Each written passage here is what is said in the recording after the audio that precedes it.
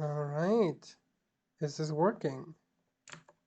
It's hopefully working, but I'm not sure if it is. Nope, it's not. But I think the sound's coming through. Webcam isn't doing what it should be doing. Let me figure that out. Obviously, something's always not prepped at all. I made sure it works, but then it doesn't. Okay. Plugging it out and putting it back in again.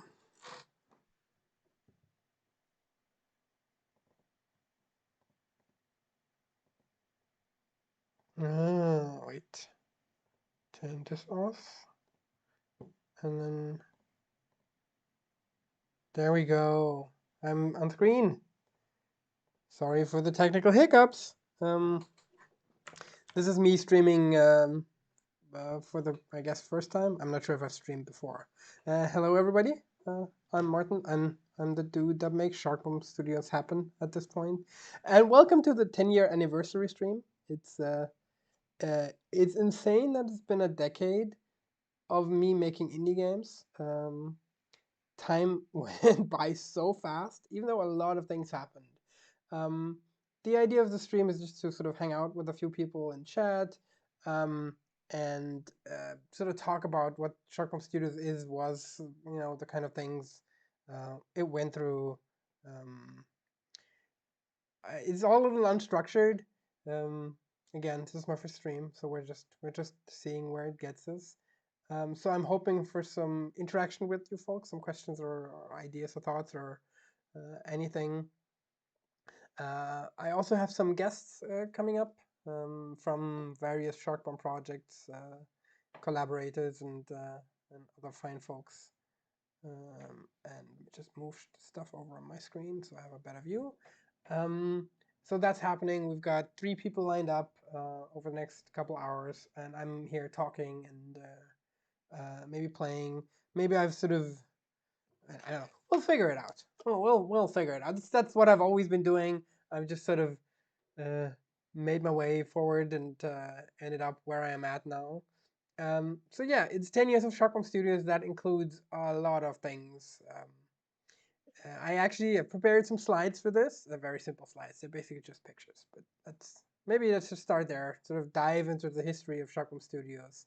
Um, so it founded 2012, long before COVID or anything like that was ever a topic, and it was founded after I spent 3 years in the games industry as an employee. I started working at Keen Games in Frankfurt in '08 and was there for a year. And then I moved to, is the is the video doing a lot of color things? It seems like it's changing lighting a lot. All right, maybe I can fix that later. It's distracting to me. Anyway, so I was at Keen Games for 2 years, for 1 year, and then I moved to the Gameforge for 2 years, which is in Karlsruhe, Germany. And after that, I sort of I used to be unemployed. Unemployed. It's kind of the same. I used to be self-employed before I moved to the games industry. I actually was doing uh, 3D graphics for architects. I have an actual architecture background, and during my studies, I started doing renderings and animations for like projects, and moved from there to like a professional capacity and did freelance work for architects. Um, okay, so I am blinking. Let me see if I can fix this. This is the camera. Is there any video configuration stuff I can do? Color range default, color space default, buffering auto detect, configure video, auto Weißabgleich. That sounds reasonable. Now I only need to know where to turn it off in this camera.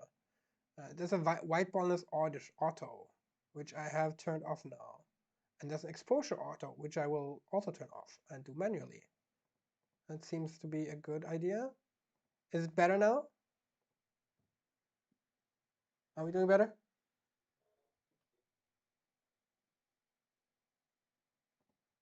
Okay, I hope it's better now.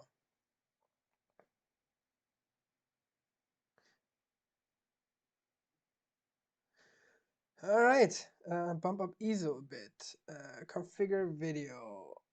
White balance, contrast, brightness. I can bump up the brightness and then remove the push down the exposure. Go like this.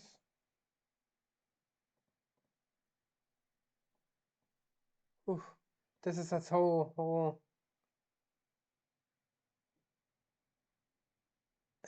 its own magic I've never really dealt with. So sorry for that. I can do white balance. This is not what we're doing. Let's go this way. This looks better.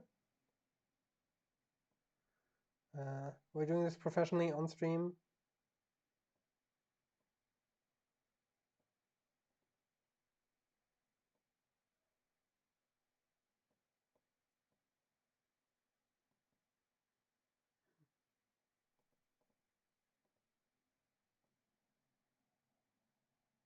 Okay. So this is, I guess, what we have for now. I don't want to fiddle with this for forever. I'm just, yeah. Sorry, chat's a little delayed, so I'm not entirely sure if you're seeing a good thing when you're exclaiming. I'm just okay. Looks okay now. Good enough. Let's stay with that. Thanks everybody uh, for your help. This is an old camera, so it's probably gonna look a bit dodgy anyway. So now I totally lost track of what I was talking about because I was doing life story time. Um, um, yeah, I was talking about like I was self-employed before, then I went into the games industry, and then I was like, eh. Um, I mean, I wasn't eh. It's a complicated thing, and I felt like being self-employed was the right choice for me at the moment, so I did that and freelanced for a year. And then together with Joachim, who will join us in a few minutes, hopefully, um, we founded Shockman Studios. We made a little company oh yeah, to um, to make video games. We started out mostly thinking about mobile, and the first games and only games we released together, which were two. We had a bunch of different projects. Maybe I'll talk about a few of the prototypes later, or we talk about them. Um, but we focused on mobile because back then, which was, you know, 2012, 2013, 2014, mobile was the shit, right? It was already a big market at that point, but it was still a market you could get into as an indie. So we started doing that, and maybe that's the point where I go to the slides. And this is some slides. Yeah, this is you and me, but I'm actually, I think I jumped forward. Should I jump back? I should jump back. No, this is right. This is the first slide. So this is you and me actually taking like a team picture. Uh, um, from that was like 2013. Weirdly enough, Oyvind, you might recognize that shirt. It's been in my possession for that long, and it's still very near and dear to my heart. But we made a game called Hipster Zombies, so we did a little hipster photo shoot where we tried to dress up and he wore. I mean, I don't wear glasses, so these are fake plastic hipster glasses I picked up at some game event, but. That's the two of us. And yes, and I will want that shirt back once I figure out what else I want. But there may be something to talk about that later. All right, so this is like the two of us doing promo photo shoots. Um, this is a little post I did in our early office. We're like, hey, we need to be good at the games doing thing, and I made this poster. Actually, it's actually on I think Redbubble where you can actually, yeah, these are fake glasses, Joy. They're not actual real glasses. They're just shitty plastic giveaways at some conference I picked up. Um, this is actually a thing you can buy somewhere in poster form on like Society 8 or Redbubble or one of these stores where I have an account, where I made a thing that was uh, uh, viral and popular for a while. That was like a game developer's flowchart, game dev career flowchart or something. And then I turned that into a poster, and then I also turned this into a poster, but I never really made any money of that. So anyway, so there's this little poster which I liked as like a photo. Like I went through my photographs from the time. I was like, is there anything fun I could show? And I really, I like this one. It's a very simple sort of visual design. Here's a picture of our first shared office, which was like in a basement almost. Like you can see out in like the courtyard, but it's a very cramped little space. And the funniest thing about that space, we were in that for like a year or two, is that, which you can't see on the screen, is there was like a pipe in the top of the room that went through from, like, it came down and went along the room and out the other side. And it was the pipe for the bathroom above us. So whenever somebody flushed, we could hear it, which, you get used to everything. It was a cheap and nice place, and a good way to start. And from then we moved to like a nicer space in the same building, which is like a how do you say, like a startup center kind of thing, Gründerzentrum was the German word. And moved up, had like a nicer space, had a really nice place actually. And we were there for a while, even after sort of the split, when Shark Bomb Studios moved from being a 2-person company to just being me on my label. I still stayed there, and it sort of turned into a shared office after a while. And it was a very nice sort of time at the end, a very cool place. Not quite a co-working space, because a co-working space is more like somebody else takes care of it and then you just rent it. At least that's how it's used. Yes, this was Dullah Ali still. And then there's this little mascot up there that a good friend Niels gave me for one of my birthdays, which I love because we found a really good name for it that I'm very, very proud of. And the name of this little shark, and by extension the mascot also the shark in the logo, is Shark Norris, which is the worst terrible name from like that time. It makes total sense, but it was weird and strange. Let me just go through the rest of the pictures before I tune in and get Jo online. He's already joined the call, so I'm gonna make it quick. Oh yeah, this is actually the project. Maybe we'll talk about these later during the call. All right, then let me try and set us up for the chat thingy. Okay, so now I need to turn on my camera here.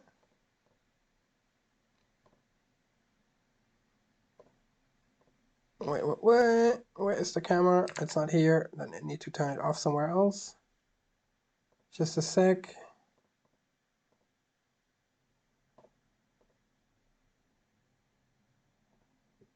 Ooh, there's one person too many.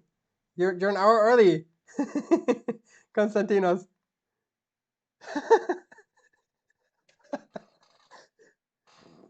Okay, okay, but you're live on air already, I think. Are we? We should be. Now we are. Everybody's live on air, and it's confusing. We have one person too many.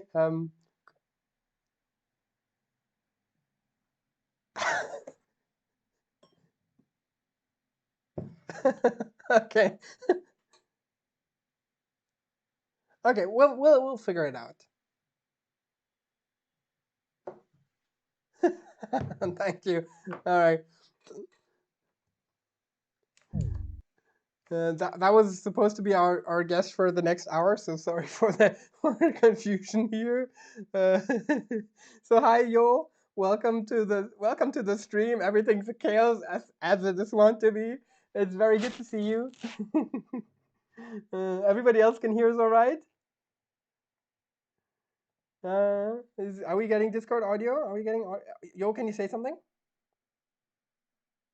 Okay, I can hear you, but you're not on the stream. I'm checking the audio output. I'm trying to get the audio output from a different thing. Okay, try and say something now. Yeah, sure. I can Yeah, there talk we go. the whole day. That's Yeah, not a problem at all. I'm gonna tune you down a little. Okay, nice. Yes. So hi, it's wonderful to see you. I'm gonna repeat everything I just said so the other people can hear your side as well. It's great to see you. I don't think I've seen you for a while. Like it has been a while. I think we last. Oh Jesus, it must have been 3 years or something like that. Every time you were in around Karlsruhe, I had some family thingies to attend to. Basically because son and wife and stuff. And how's, like, you've moved in the meantime, right? I remember we've met when you were still at the house in Busenbach, which is the best you were name. no, you were in the house in Karlsbad, I think. Once the house we bought was in Karlsbad. Wasn't that Busenbach, or was it? No, it was Busenbach next to Busenbach. was a small the small house where we rented. Yeah. Hmm. Yeah, but that's the one I mean. The one with the uh, maybe that's somewhere else, and I'm mixing up the places now. But the one with the Scheune in it. Yeah, it was a big house in Carlsbad. Okay, It yeah, yeah. wasn't. But you've moved out of that now, right? Yeah. We moved to Karlsruhe again. We Yeah, are closer to around the city. Waldstadt now. Yeah, I'm gonna Yeah, get started on a. just Uh, I have yes, I have the important beer glasses with Pokemons on it. very good. Cheers. Yeah, it's been a while, but I think we saw us for 3 years ago or something like that. Basically, I don't know to what occasion. It must have been some birthday of you or I don't Yeah, know. It has been a long time. Yeah, yeah. we Time talked we flies. talked we talked online sometimes Yeah. because of the Corona things. Yeah. Yeah. So it's nice to have you back. Yeah, nice to be invited. Yeah, I mean, obviously, this is 10 years of Sharkbomb Studios, of which you Yeah, were. Jesus, it has been 10 years. That's Yeah, so crazy. and It's I mean, like you've been a part of it yesterday. for the majority of it. I mean, technically, but at least half of it was us doing stuff, right? For the net, if you count the net time and if you remove your nowhere profit, then yes. But I think nowhere profit was a lot of work for you. So Yeah. I mean, so to sort of give everybody the timeline, we started in 2012. We started doing Hipster Zombies at the. We started late in 2012. Right? It's October now, so there's not that much time. We brainstormed a bunch. Let me pull in the image slideshow. Actually, I have, so we can go through that some more and put that somewhere yeah, useful. actually, basically, you earlier you said we started in the office in the Dullahalle, but that's not entirely true. No, we We started at your started in place. at my place. Yeah, I think for Yeah, 2 weeks or something like that. It wasn't for a yeah. long time. I didn't have pictures from there. I just have Yeah, some of sure. the. So so that's where we ended, and then so this is why I want to bring up the Ah, Sharky pictures. McShark. Yeah, Shark, no, Chuck Norris. Shark Shark Norris. There Norris. you go. Yeah, Shark Norris. Yes. We had Sharky McShark as like a name for one of the test accounts, I think, at some point. Yeah. Sharky McShark was Yeah. the Apple Anyway, test account. so this is the little picture you can see, which I'm actually going to blow up a bit, I think, so you can see it better. Just take over my face, Wow, because yeah, you'll Planet see enough Evac. of me tonight. So this is Planet Evac. That was the first project we started working on, which actually never released. That's The too idea, sad. Yeah. yeah, we should have just done that, but we were too clever for our own good. So we came up with this idea, and this is sort of where we had this idea even before we started. We were like, we want to come up with a cool idea we're both excited about before we start a company. And Planet Evac was that idea. Yeah. And do you want to describe the idea? Basically, it's you're better at pitching than me, but basically it's um, evacuation simulation. So you are an evacuation company. You are paid for getting people evacuated from planets that are just on the brink of extinction. Doomsday is coming on different planets all over the universe, and you fly there with your ship and evacuate persons, and you only have a certain amount of space, and you have to decide which persons you want to evacuate. The persons that give you the most money, or persons you think are worth it to rescue. And yeah, basically that was the whole deal of the game. The decision making process was very interesting. Yeah, Without too much graphics, we had only only pixel graphic, which was yeah. I actually found them. So here's one of the mock-ups awesome. I did. I have another one Ah, after this. that was the universe, the Yeah. universe So screen. Yeah. Mm-hmm. so the idea was that it's like a management game. You have money and you have jobs, and there's like disasters you can go to, and you can evacuate, and you can improve your fleet, and things travel from A to B, and that takes time. But it's also loaded with like black humor and sort of like societal topics in a way. Like, who are you evacuating? People who need it, or like who deserve it, whatever that means, or people who pay more, right? So there's already let's say capitalism criticism in there. Yeah. Here's another picture of like early mock-ups of Johann Malker who cheats on his wife, and he's willing to pay that much money. And what are you gonna do about it, right? So it was an interesting choice, an interesting sort of project we thought was fun, but also felt very big. So we're like, nah, let's start with something small. So that's what we ended up with. We started doing Hipster Zombies first, which also took forever, right? It took us like half a year at least, no, probably more than half a It was year. 6 months, but we both only worked 50% at Yeah. the time for the Yeah. game. So basically, net time was 3 months. So 6 man months basically. Yeah. Which was more than we ever expected it to be. We thought we'd go through it in a month or so. Yeah, in a third of the time. So I mean that holds. I thought I started Nova Prophet in early 2015. I thought it was done by 2017. It took me more than that. So everybody who like a lot of you in the chat, I guess, are people from the games industry as well, because that's just a lot of people I know. You know, estimating is hard. Figuring out how long the game takes is just very hard. We have another Hipster Zombies screenshot. Yeah, here. Hipster Zombies, to just spare a few words, was a very simple mobile game. You're on the left and you shoot things at the hipsters because we thought, hey, zombies are cool and hey, hipsters are cool. Hey, we're gonna make a simple, cheap game. Let's use some things that people think are fun and that just make more potential for people to just go like, oh, this is fun. I don't get it. It's an okay game. I actually think it's not. I think it has a bunch of issues in the game that are just. It's fine. It's okay. It's good for a first game. I think it's nothing to write home about. I don't know how you feel about it, Joe. yeah, it was a basic game it was fun. It was just a fun little game. You played it for like 10 minutes or so and then moved on, and then you maybe later on played it. Yeah. I think the greatest, the coolest thing about Hipster Zombies was that it was on the Ouya pretty Yeah. early.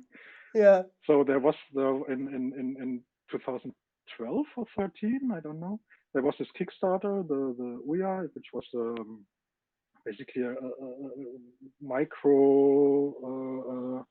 microcontroller gaming device or something like. Yeah. It was Android based. You have that a lot nowadays, but you haven't had a console like that back in those days, and it was a pretty successful Kickstarter, I think, and I also backed one of these devices, and the big thing was that it was pretty open to developers. So you didn't need a dev kit like on a Switch or something like that. And yeah, basically one of the first games on the Ouya was Hipster Zombies. And we were also featured on, I think, Halloween. It was Halloween 2013 or something it was like the that. first Halloween on Ouya. Shortly after, they gave everybody, for some reason, because they fucked up something, I think, and everybody got like 10 euros or 15 euros of credits.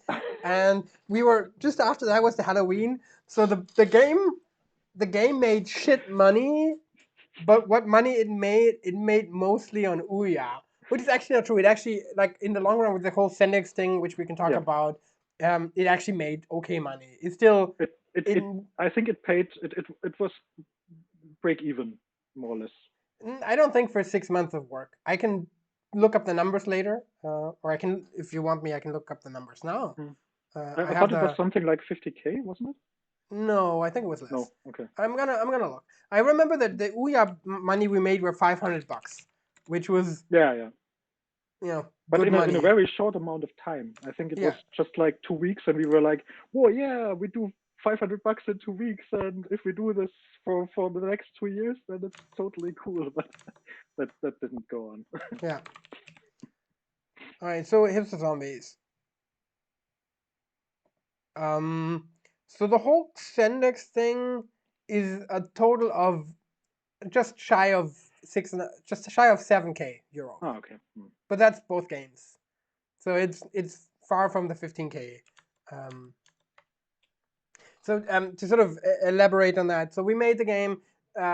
We were very, let's say, gentle with our free-to-play monetization, and the game is an okay game. It's not the greatest game, so it didn't really make much money. We later released an ad-supported version to sort of take up some of that slack, but that didn't do much money either. We had a little luck on Ouya with the with the money there, with $500 or something, and then later on we got in touch with some a mobile publisher who does like who publishes for like how did you call this, like emerging markets, I guess, if you want to, like they specialize on places that usually don't get a lot of sort of focus, and they bring the games into like the carrier stores, right? So it's not just on the Google store, so it's in the local carrier store. So it's a lot It of was sort of big in little. Brazil, I think. Yeah, it's Brazil like has a a place big like Brazil, ecosystem there. Turkey, and stuff like that. I can look up. I have. Is there a breakdown? There's a You should breakdown in some you of should these. really move the screenshot you have on there, because Okay, those yeah, people it's. can see your beautiful face now. Uh, Thank you. So, I mean, if I look at it, there's some in France. There's a lot of Latin America. There's some Mm. Italy. There's Russia. Um, there's Brazil. Um, yeah, Middle East is in there, right? So it's all. I don't know what ZAF is. What's the as a Uh, code for that? AF? ZAF. ZAF. Boo. I don't know, but yeah, it was mostly in not in the base markets. South Africa. South Okay. Africa. It was not in the markets you normally start launching. So not in those big uh, West European countries. Um, so basically, it was in the I think they are most likely called the tier 3 countries. So the countries you have the tier 1 countries where you start your game, and then you roll out to tier 2 if the game is successful, and then if it's still successful, you mostly roll out to tier 3. And basically, that's the issue why there are those carrier deals, because in most of those markets, Google Play or the Apple App Store is not a big thing. So that's how they told us. Yeah, I mean, I don't know. I don't know if this is still the case, but yeah. I don't know either, but it was a good deal for us. Like we Yeah, didn't really have a lot of work on that end. We had a bunch of other different collaborations we and just ideas over removed the time. payment stuff because Yeah, it was all upfront. So yeah, we removed our in-app payment, and that was basically it. yeah, I think they came several years later. They said we guys, we need a new version, and we were like, dude, it's 10 years or 5 years later, and we don't even know how to open the project yeah, because it was in Unity 3, and that was the time of Unity 2018 or something like that. yeah. I think we Um, moved from 3 to 5.6 or something. That's what I remember. yeah, I mean, it was a pain. I think Yeah, we invested a day or so just fucking around and not knowing what we're actually doing. And 5 was at that time, I think 5 was even old. It was mm, just we couldn't migrate to the newer generation where the yeah, where all this Abo model, this subscription mode of Unity came in. yeah. And, So that's Hipster Zombies. It's a cute little game that made okay money in the long yeah. run, but not break even. Not for us work. Not for 6 man months. Mhm. But it's fine. Like we did it. It was a good experience. It's a We, done project. That's yeah, that's always a success. So after that, we did this thing, which I actually found old pictures of. This is what eventually became Touch of Death. yeah, yeah. This is a picture from the Global Game Jam of I think it was 2013. Where we participated with a bunch of friends here. We made Heart Attack because the topic that year was like the sound of a heartbeat, which I really enjoyed as a topic. And down there, you can see some early pictures where like I did the graphics. I also did the graphics on Hipster Zombies, which I'm still kind of proud of. So you can see some old pictures there. Still fine, yeah. Yeah, and then we've got updated graphics that Anjin Anhut, who later on joined me on Noah Profit, but this is the first time we actually worked together, and he supported us. We paid him to make graphics, so but he helped us make the That game was pretty cool. so great to work on this project with him together, because Yeah.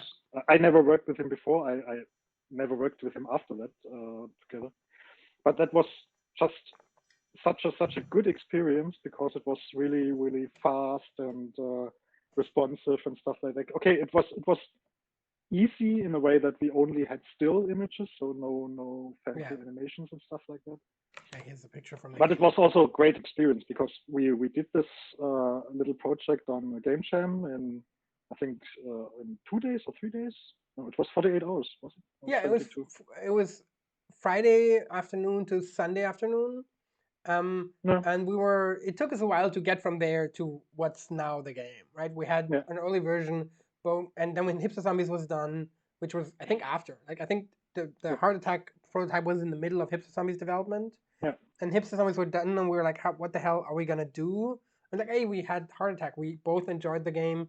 Let's see if we can again quickly turn that into a game, which also took longer than we Yeah, no, wanted but to. it was really But it's fast, because it was we much quicker scoped than Hipster down, we Zombies. focused, we knew from the beginning where the game at the end should be, and that was great, because we could focus on what we need to develop and what we need to change in the prototype, because I think the touchlets, we called them, Yes. the touchlets, so the things where your fingers should be, they were a total mess technically, because it was on a game jam, and if you're the only developer on the thing, and if you're Nobody looks tired at your code, you and can do what you want. nobody looks at your code, you didn't even have time to look at the code. You did other things. So it was a mess. It was a total mess, and we cleaned it up. We should have done it completely anew. That would have been better. But yeah, I think it was 6 weeks. Yeah, I Something think like we that. scoped 4 weeks and we ended up being 6 to 8. Yeah, That's what but my but head 6 weeks tells me. is totally fine Yeah. for such a game. Yeah. It's not a big game. It's a quite small game. It has, Yeah. but yeah, I think it's, and yeah, we had a good solution for the assets, as we didn't had any big animation stuff. We only had some particle effects in the background, I think, and some parallax effects and stuff like that. Yeah, I think we have like a 3D space. You stand in and we turn, right? Yeah. And then we have these characters that come up like billboards, basically. Yeah, And then exactly. they shake and then they fall back down. And you have a bunch of particle effects in the UI. Like, for the people that don't know the game, is there another one? Yeah, so there's these lines in the lower left you can see that appear, and you have to sort of slide along them. So it's kind of like a rhythm game, and you have to do it like quickly because they vanish, and then you take damage because the guys attack you, and you have to do it quickly. And that's sort of the core of the game. It just gets more frantic and is never ending, and it has this weird message of, which I love, but nobody ever noticed, of infinite vengeance. So when you begin, there's like a message of like, oh, your master's being dead, is dying, and he's like, oh, you have to avenge me, and you as your student go like, I will do it, and then you start fighting people. But there's a set of colors. So you're a red person, and when you get killed by like somebody else, the next guy you are has to fight the color of people that kills you. So you're always avenging the death, like you know what I Of mean? Like it's an yourself. infinite cycle of every gameplay starts another cycle of revenge, which I loved as a concept. But this is I think nobody got it. no, it's a very simple mobile game, so that's fine. Yeah, and so we also, I think we also showcased it, or showcased it, showed it to people at the Amaze, and I think so, yeah. in a almost done version, and also tuned it then a little bit more. So Yeah, I for remember. some, I think I had a tablet with me. yeah, exactly. And then we released it, and it was a big success, as always our games have been. No, it was okay. I think it was okay, but also the performance. So it really, I don't even think that it was. Did it have a paid version? Yeah, I think it had an ad-supported version and a paid version. I think so. And I think I think we we had started with the premium version and then we 20, added 20 ad sales supported. on the on the Yeah. premium version or something like that. But yeah, after the Sendex stuff, I think the Sendex stuff did make this game break even. Basically, that was the game I thought was did did a break even. Yeah. So yeah, it was a small little game which was fun to make and didn't took too much time. Yeah. Yeah. And then we were done in like end of 2013-ish, I think, or somewhere in 2013, I think. Yeah. We had Hipster Zombies done, and we had Touch of Death done. Then we were looking for a new project. That was sort of when the whole project Sharkbomb Studios started to sort of struggle, because we didn't feel like we wanted. Maybe correct me if I'm wrong, but I remember we didn't really feel like we wanted to do Planet Evac anymore because it's been lying for so long. We're like this, we weren't interested in it anymore, and we did a lot of prototyping. I feel like we did like at least half a year of prototyping. I Yeah. remember the Bermuda Explorers game. There was Candy Lasers. Yeah. There were a bunch of prototypes we played around with to try and find something new that sort of engaged us, but nothing really stuck, right? Nothing. I don't Yeah, know. I think we had different problems. We had one that some things didn't stuck. Then one we had on some things like the Bermuda Triangle, we had pretty different views on Mm, how the game should be. For me, it was more like a strategic hex map thingy. For you, it was more like a squad-based game. Like you're going in with your squad, like I don't know, Stargate SG-1 and stuff like that. yeah. And Yeah, we yeah, also made Alien Syndicate, which was an idea that was very came from that squad based idea as well, which was the sort of real yeah, time. You hmm have a group of hmm people, you move around. Murder Bike was another thing, which was Oh, the idea of like an infinite runner where you play like a motorbike and you kill but things by wasn't driving at them. Murderbike was we did Murderbike in Huxfeld in my office then. It was That our could be first that was the thingy. first thing we did before we did Yeah, Hips and we Zombies. we That could be. the first thing we didn't did we didn't do. So, Yeah. yeah, Yeah, only one case was another thing we tried. yeah, Uh, but that was that was a why didn't jam project, I think, but it didn't go yeah, anywhere. yeah, it was no we did this jam because we said let's do a jam, and I think it was something like the weekly jam or the monthly game jam, one game a month thingy, Hmm. something like that. It wasn't a global game jam or Lodem Dare, I think.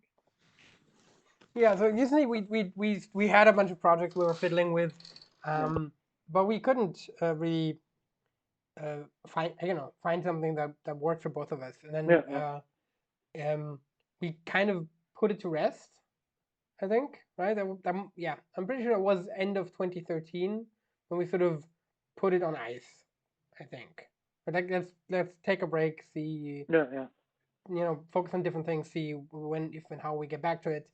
Um, and then uh, mm, in 2014, I went on like a motorcycle trip over the summer out of like emotional turmoil from like a relationship not doing what I wanted it to do, um, and dealing with sort of my own thing. And I went on a motorcycle trip through Europe, like down to France, to the sort of Côte d'Azur, and then into Italy.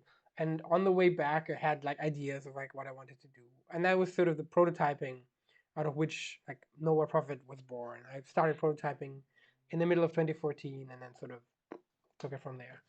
Um, and we still existed as like the company. Like there's a legal entity called Sharkbomb Studios GBR, which no longer exists. I think we had it open till the end of 2019. It was open a long time. Yeah, Yeah.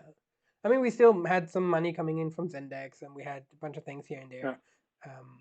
So you were still involved on on paper until the I end did of. I did the text stuff, I think, but not on at the end. I think at the end No, you no. did that, At but one point, you were like, "You're the only one doing anything, and I still do the fucking tech stuff. You take care of it." And then you made wonderful video tutorials, so it was very easy for me to take over. So I it was did. very, Okay.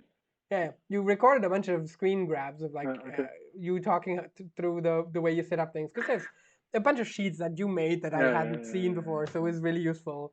yeah. Yeah, I mean, before we sort of move on somewhere else, how do you look back on this time? Like, we spent 2012, 2013 making games, failing to be financially successful with them, and then we sort of petered out there. It was intense. I think it was. It was. I had a good time, in especially in the office in the Dollarhalle, especially in the lower office, in the bunker, Yeah, where you could walk out the window. yeah, um, it was intense. I still really regret that we didn't do Planet Evac at that okay, time, because I think it would have been, maybe it would have been bigger on the scope, but yeah, you could have scoped it down, or we could have scoped it down a bit and start with a smaller version maybe. mm, But I think it would have been the better game anyways. And it was a game we played early, and even in that early stage, it was fun. It was a nice game. yeah. Um, I that's also think it something I was the game regret. we were more excited about, right? Yeah, Hipster also Zombies that. was the game where we were like, let's just make something that seems reasonable. Hipster Zombies felt a little bit like doing contract work. Mm, Not that extreme, but a little bit. It was like, okay, let's do this because we need to ship a title. yeah, yeah. Neither of We us are learned a big lot. We hipster or learned big a lot zombie in the fans. process. We learned a lot in the process, Yeah. especially regarding app stores and fraud. um, but yeah, yeah. And we But built technology that found its way all the way to Nova Profit. yeah, Um, the like the Shark Bomb localization thing library. you Yeah, did, okay. bits Yeah. of that have been changed and adapted, but it's still in there. Yeah, sure. That's how things evolve. Yeah. Yeah, it was an interesting time. Um, the the divergence at the end, I think it was the right thing to do, because we were on different pages, Mm. conceptually, creatively. I think we had different things in our lives that influenced us at that Mm. time. Um, yeah, and I'm pretty happy that we parted in a good way, as long as as far as you can part in a good way. But we never had hold grudges, at No, least not big ones. no, And it was sad. Um, yeah, it felt sad to me because it felt like, okay, we failed, we didn't make it, right? We came in with big plans and big hopes, and then was like, okay, I guess we're not we're not there, we're not making it. yeah, yeah, yeah. So yeah, it was kind of sad, but yeah, I think if we would have forced ourselves to work together on projects, either we wouldn't have any project that we would agree on, Mm. or it would have been some weird compromises somewhere down the road. So yeah, Yeah, I think it was it's it was it was good while it lasted. yeah, that's a good way to put it. I think we both took a lot from the experience. Yeah, Like, we both learned a lot, um, and we had a good time. Even though it was a lot of stress as well. I feel like in the beginning, both of us were doing contract work alongside because we didn't have the money to just do it full time. So for most of the time, we just did 50% contract work, 50% yeah, no profit Shopcom Studios, and in the beginning we did like 2 days 3 days in a week and did contract work and project work, and that was just exhausting And then we switched to like 5 days, and that worked so much better. But there was a lot of, can we do it? And at least for me, it was emotionally stressful as well. Right? There's a lot of, But hey, we shipped 2 titles. yeah, Which we did. studio of those millions out there can say that? Yeah. No, we shipped 3 titles. We shipped Nowhere Profit, which the studio did. Yeah, but Yeah, it's basically not. you did. You shipped 3 titles. I shipped 2 with Yeah. you. That I don't take any credit in Nowhere Profit. I only was there when it sparked. I think we also prototyped it a bit. I remember that I did a bunch of coding for the prototype, so I don't No, think no, you were no, no. involved. We are prototyping on paper. I think it was it. We prototyped it together a bit on paper. It That was could this. be that it was It was later it was in an the end. early thing where we. It was only set that there's the convoy and. Yeah. Um, I mean, the idea for Nowhere Profit, which was initially called Burning Roads, yeah, came out of a project idea we had together earlier, which we never sort of followed, right? We were yeah, yeah. talking about game I ideas, didn't and know. we're looking for a project after Touch of Death, and one of them was dubbed Burning Roads, which Yeah, was yeah, yeah, yeah. I think it was inspired by Banner That Saga, that which I was loved at the yeah. time, and that is sort of where, I was later on in 2014 when I was doing my prototyping for a new game project, which would turn into Nowhere Profit. I was like, now I have something that I feel like works. How do I put this in another thing? And then the Burning Roads came up. I was like, okay, I'm just gonna throw these two together. So in that way, in the genesis of Nowhere Profit, you were definitely involved in the making of it directly, less so. Yeah, yeah. As I said, I didn't take any part. Yeah. I don't take credit there. Yeah, yeah, yeah. It was as I said, it was fun as while it lasted. And yeah, Yeah. So Peter just said about the prototype. I have the sorry, I need to navigate things while the stream is running. I have the art book from Nowhere Profit, which I wanted to share, because there's a look at the history of the game as well. But we're moving sort of out of the territory of the stuff Yo and I can talk about, so I'd like to sort of chat with Yo a bit before I go into Nowhere Profit as a topic. But then I have some screenshots from the old um, sort of setting list prototype and then to where it went and a bunch of interesting things. Okay. Yeah, I mean it was a lot of work. It was fun projects. Is there anything do you feel like you've learned from the experience that you've taken forward from there? I think I learned a lot about the mobile market. That is terrible. Yeah, the thing is, I'm still working in the mobile market for several companies. Oh, but not. But um, you're doing contract work, so you're not. Sorry? You're doing contract work, so it's not Yeah, on your risk, right? If the project's shit, then the project's yeah, shit. yeah. I'm basically also not working on titles directly, but mostly on platforms behind the title. So basically, the evil corporations that um, sell those games want systems that say when to place which ad where. So and That's the where the thing. real But money is. and also the mobile market it evolved weirdly, I would say. Yeah. Yeah. It's if you look at the games, most games are more or less made by business people.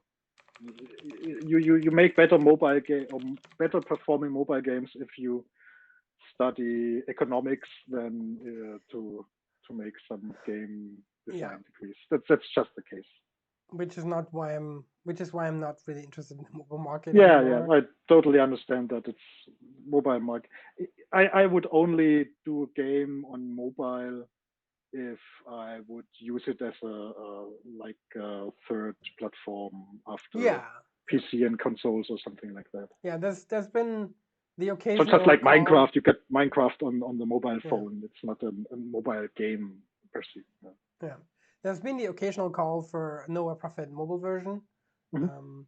considering I used to demo it on conferences on a tablet, it works really well there, but also it's it doesn't on phones, and just tablet isn't the market, right? It's not worth the time to really get there, I think, if you can't take phones along with you. Um, let's see if that ever happens. I'd love to have it on tablets, but so far I've But it's not. Unity. You just have to press one button, isn't it? So? Yeah, I mean technically correct, but also, so I've shied away from the work because I know how much work it is and how little money there is in it. Yeah, So the only it's reason to often do it is because I underestimated. want it. Yeah. So yeah, I learned a lot about the mobile market, which was more interesting in the early 2010s, because it was still kind of newish, and all those idle games and clicker games weren't there yet. Yeah. Oh, I think Cookie Clicker was there, but Yeah, I think Cookie Clicker has been there for a long time that nobody ever took seriously, but it's still there. Yeah, and it also was interesting to. I had a lot of contacts into the indie scene in these days, of which some of them I still have, kind of. I haven't seen most of those guys and girls in a while. Yeah, I mean, I've been out of it a little too after moving out of video games after Yeah, Lower Profit, but I which already said it. Next year I really need to go to Amaze or something like that. I said the same, so I'll see you there. Yeah, at latest. I'm gonna see if I can do some indie arena stuff again. I've talked to Thorsten and was like, hey, I'd love to come back. Is there a way we can make some? Because I love we did so. I'm to provide some background. I'm one of the co-founders of the Indie Arena, which is a German-speaking indie game dev community, and we did a bunch of we sort of were born out of the first few amazes when a bunch of us met and were like, hey, we need to connect better, and then sort of the Indie Arena came up. So I feel like the Indie Arena and the Amaze have always been sort of very close together for me. And we did a bunch of content at various Amaze events. For those that don't know, Amaze is a wonderful indie festival for games in Berlin. It's usually April, May. It used to be, it did digital or semi-digital the last couple of years for obvious reasons. But I assume they're moving back to physical next year because everything goes back to normal. And we did Indie Arena did a bunch of content for Amaze, like lectures or like stuff. And one of the formats we sort of came up with that I'm still really fond of is what I call the under the hood sessions. And in the best version of that, we had tables and like 2x4 devs, just like back to back. There's like 8 devs around a row of tables, and they're all there with their project. So you can actually go to a dev and look at what they did, and like they show you stuff in the editor, and you can look into the code. And the idea was everybody has like a fun technical thing they did, like a challenge they solved, or an interesting sort of graphical approach, or whatever it was. And people could just go and chat. And I really loved it as a format. In a later year, we did a simpler one where it was only 2 people, and we turned it into actual lectures, which was better for some reasons, worse for others. Which was me doing Lower Profit. How did I do the cards, like the scriptable objects in Unity and the whole sort of data structure behind it. And who else? It was about tentacles. Um, it was about tentacles and airships. What's the game again? Fuck. I, I don't remember the name of the game, but I know the game. I know what it looks like. Maybe. No, it was. Oh God. I'm gonna Google for this. Yeah, but also the first Amaze we were was, I think, it even was the first Amaze or the second Amaze that was there. I was at every Amaze. We had this talk about, I think, hipster zombies, where we didn't, the room was just not free. I think we were there and we just waited, and so and the people that wanted to listen to us were standing around us, and we Oh just were yeah, like, yeah, yeah. "And where's our room?" And I think we asked Thorsten then, and Thorsten, "Where's our room?" "Ah, this room is here." And we opened the door, and it was just full of crap. It was just full of stuff. And then we just sat into the hallway, and Yeah, it I was remember. just very dusty, Yeah. and people, the people then listen to us talking about hipster zombies, and we showed a little bit of code and talked about how we did things, Yeah. and it was just crazy because it was those 8 people or something like that, and on the hallway, and I think uh, uh, uh, uh, Owen had some kind of asthma, and that was just fucking with his Hmm. respiratory system. It was just crazy. It was just weird. Yeah. I also remember one of the very first amazes before it moved to the location it was in for the last couple of years. I did a talk, and this is like, I think it's like Is it not at the 2012. Spree? Okay. It was somewhere else before it was in Urbanspray. Ah, okay. Then it was the Um, second time when we were there with yeah, I think I was Zombies. there without you the first time. And this was, I'm pretty sure it was 2012 because I still have the T-shirt from there, which they only had XL shirts, so it's one of my beloved sleeping shirts. Um, back then was still Amaze Indie Connect. Anyway, and I was there and I did a talk on free to play monetization. And it's early 2012. Everybody hates the fucking free to play monetization. And I came out of GameForge, which is a browser game company that does a lot of free to play. Um, and I was advocating for free to play, not in the sense of everybody needs to do it, it's great, but in the sense of, hey, it's a tool. Saying it's bad on purpose is a bad approach to things. Um, and uh, I ended up embroiled in a discussion until like 2 o'clock in the morning, which I loved, but I don't think the other side of the discussion enjoyed it as much as I did.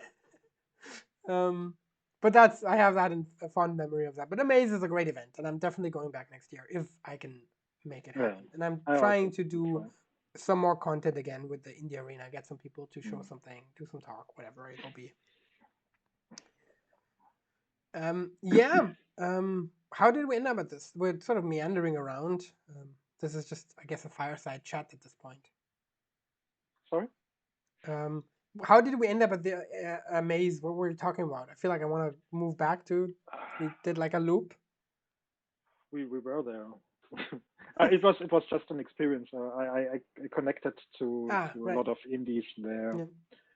and yeah, also always Amaze was always like a funny but weird trip down the rabbit hole. Yeah. I mean, Yeah. anybody, I can only recommend it. Even if you're, I mean, Mhm. if you're indie game dev in Europe, it's a definite must. Otherwise, uh, it's just fun. It's just a festival that Yeah, celebrates games. and it has been big the last years, at least before Corona. Yeah. I think it started with a bunch of people, and the last time I was, it was like hundreds, and a lot, a big a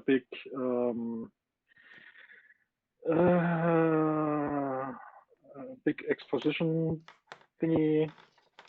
Um, yeah, so it's really interesting, fun times. Yeah, absolutely. Yeah. All right. I feel like we're sort of running out of steam a little, so I want to do a thing now, which is um, to celebrate the decade of Shockbomb Studios. I have decided to do a rebranding of sorts. Um, the reason of that is because um, the games I've made in the last couple of years have sort of shifted or like gotten sharper in their focus. Like I've been let's move back a step. I'm finished Nowhere Profit. I had a crisis. I stopped doing video games. I made tabletop role playing games. The benefit of making tabletop role playing games is you can make them a lot faster. Like I made games in a day. I made games in a month. That were good games at the end, right? So I made a lot of games, which helped me better understand what kind of games I want to make. Like find my artist's voice, if you want to call it that, right? And in that sort of process, I felt the current sort of visual identity of Shockbomb Studios doesn't match the kind of games I want to make in the future, right? So I've been thinking about a rebranding for a while, and like, is the name still fitting? And but I don't want to change the name because the name's already sort of established, and I like having the URL and everything in place. Um, so I've uh, done some work on overhauling this, and let me just do a little thing here, if I can do it. No, this is not what I want to do, because I'm gonna reveal the new Shakma Studios logo, which I'm gonna do if I can find a video source. Where the hell? Media source. There we go.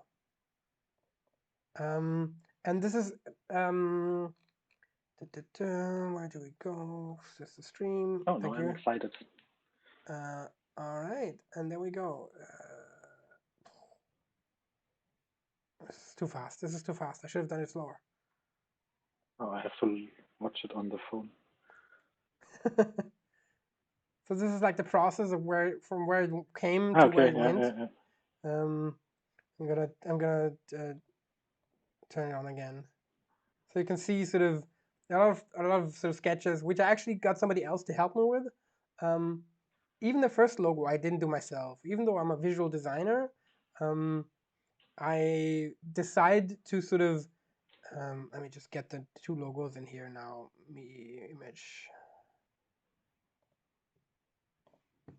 So where's the old logo?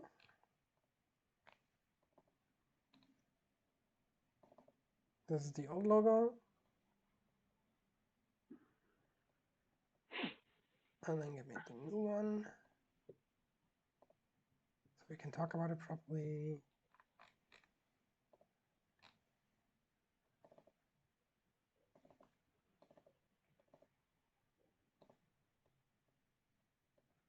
All right, so just gonna put them both on my face.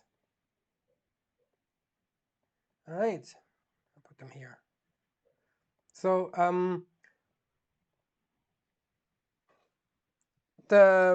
I had somebody help me. So in the animation, which was actually way too fast, I should have done this much slower. You could see a bunch of hand-drawn sketches in the middle, and I got somebody else to help me with these, which is a designer called Spyro Eaton, who works on the name Spyroworks. The original logo I also didn't do myself. The original logo was made by a friend of mine, Björn, who runs Zeitland, which is also a games company. Because I feel like if I do my own logo from scratch, I go crazy. Because there's so many things I could do, and I have so many opinions and so many feelings about everything that it makes all the opinions overwhelming. And having somebody just go like, hey, here's I'll take it from here and I'll give you some ideas and you'll slim it down from there, makes the amount of options not infinite, because everything I could come up with, but just gives me a set of options somebody else thinks are cool, and then I can pin it down and go from there. So the logo started with the sketches from Spire, and I took them, took an early vector draft of it, and then started fiddling with it. In the animation, you can see like I changed a lot of fonts. I tried out different colors and did a lot of tweaking on the swish, and the font Shark Bomb is handwritten, so changing the S and changing the M and just a lot of fiddling and put in a lot of time. But I'm very happy with the result. It's a lot more friendly. It's a lot more like a toy without losing the identity, right? It's a friendly shark. It's smiling. It's not grimacing.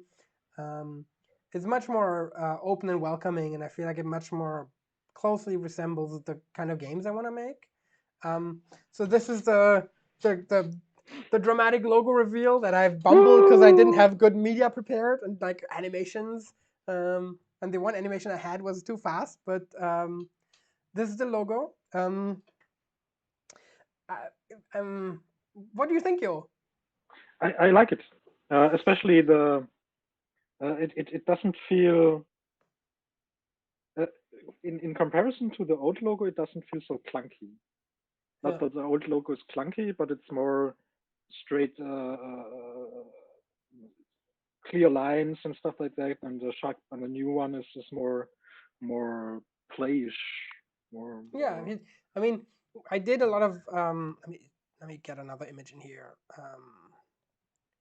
I wish putting images in OBS was a little easier, but I have a fun image in here somewhere.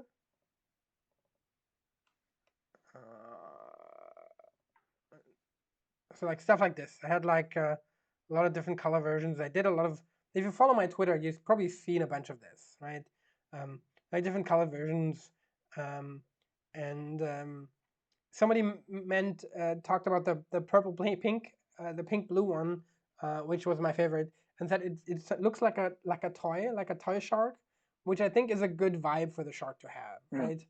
It's good if it's a friendly open shark.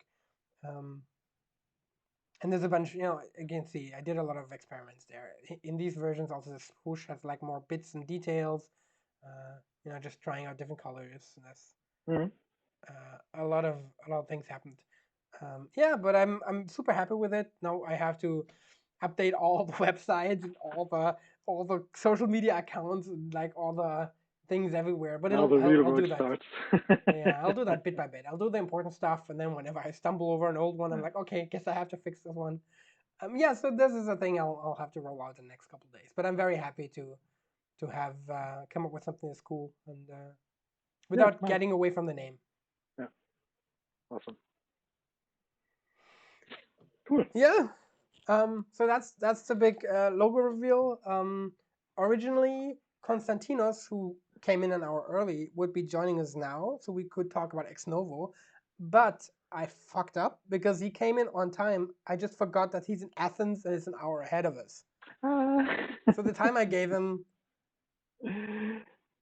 is the time always, he showed always, up. always at the time zone, please. Yeah. I Or send didn't Unix think about it. timestamps. Yeah. Please come at 16999855664. Yeah. There's actually a pretty good feature for this. You can create timestamps for Discord and then just post this to people.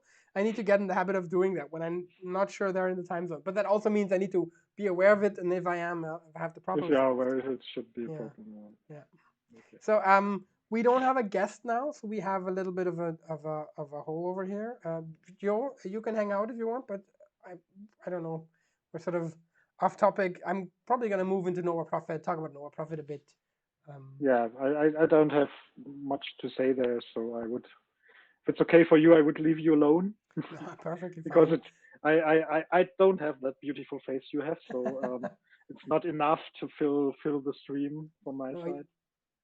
And I also, I think I have to look after my son because he should go to bed now. It's school tomorrow. Well, then give my love to your family, and I'll see you at Maze at Ah, the yeah, next. I also have to bring my greetings from Mel and also from Johan. He just said, "Oh, Grüße auch von mir." Um, I don't think yeah, he remembers me, does he? no, I think he was like 2 months old or something like Yeah, that. We probably. went by, so last saw him. I don't Yeah. think you saw God, him time moves so ever quickly. after. Yeah, yeah, it's crazy. Especially you see it a lot more if you have kids in low ages because they grew so fast and developed so fast. Yeah. Then a All right. year is just a lot of time. Then Okay, have a thank you nice for time. joining us. Thank you for the invitation, No and problem. anytime. So, Yes. and at least on a maze, Yes. we meet in person again. Yes. I'm looking forward to it. Yeah, All right. me too.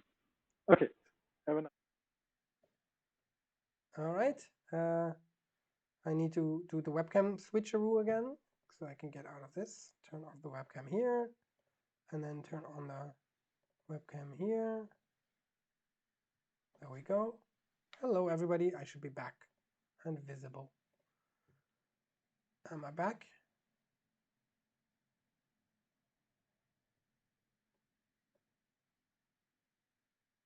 I'm back. Very good. Okay. So we wanted to talk a little bit of Nowhere Profit. I talked about it a little earlier um, with the sort of general progress, but I'm gonna put in a view of the art book.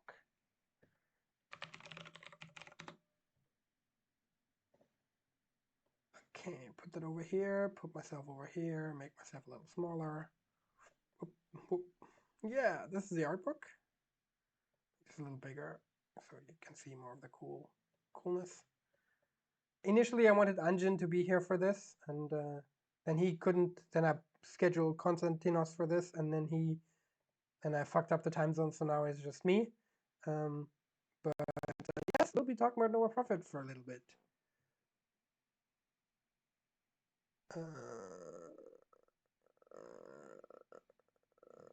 Okay.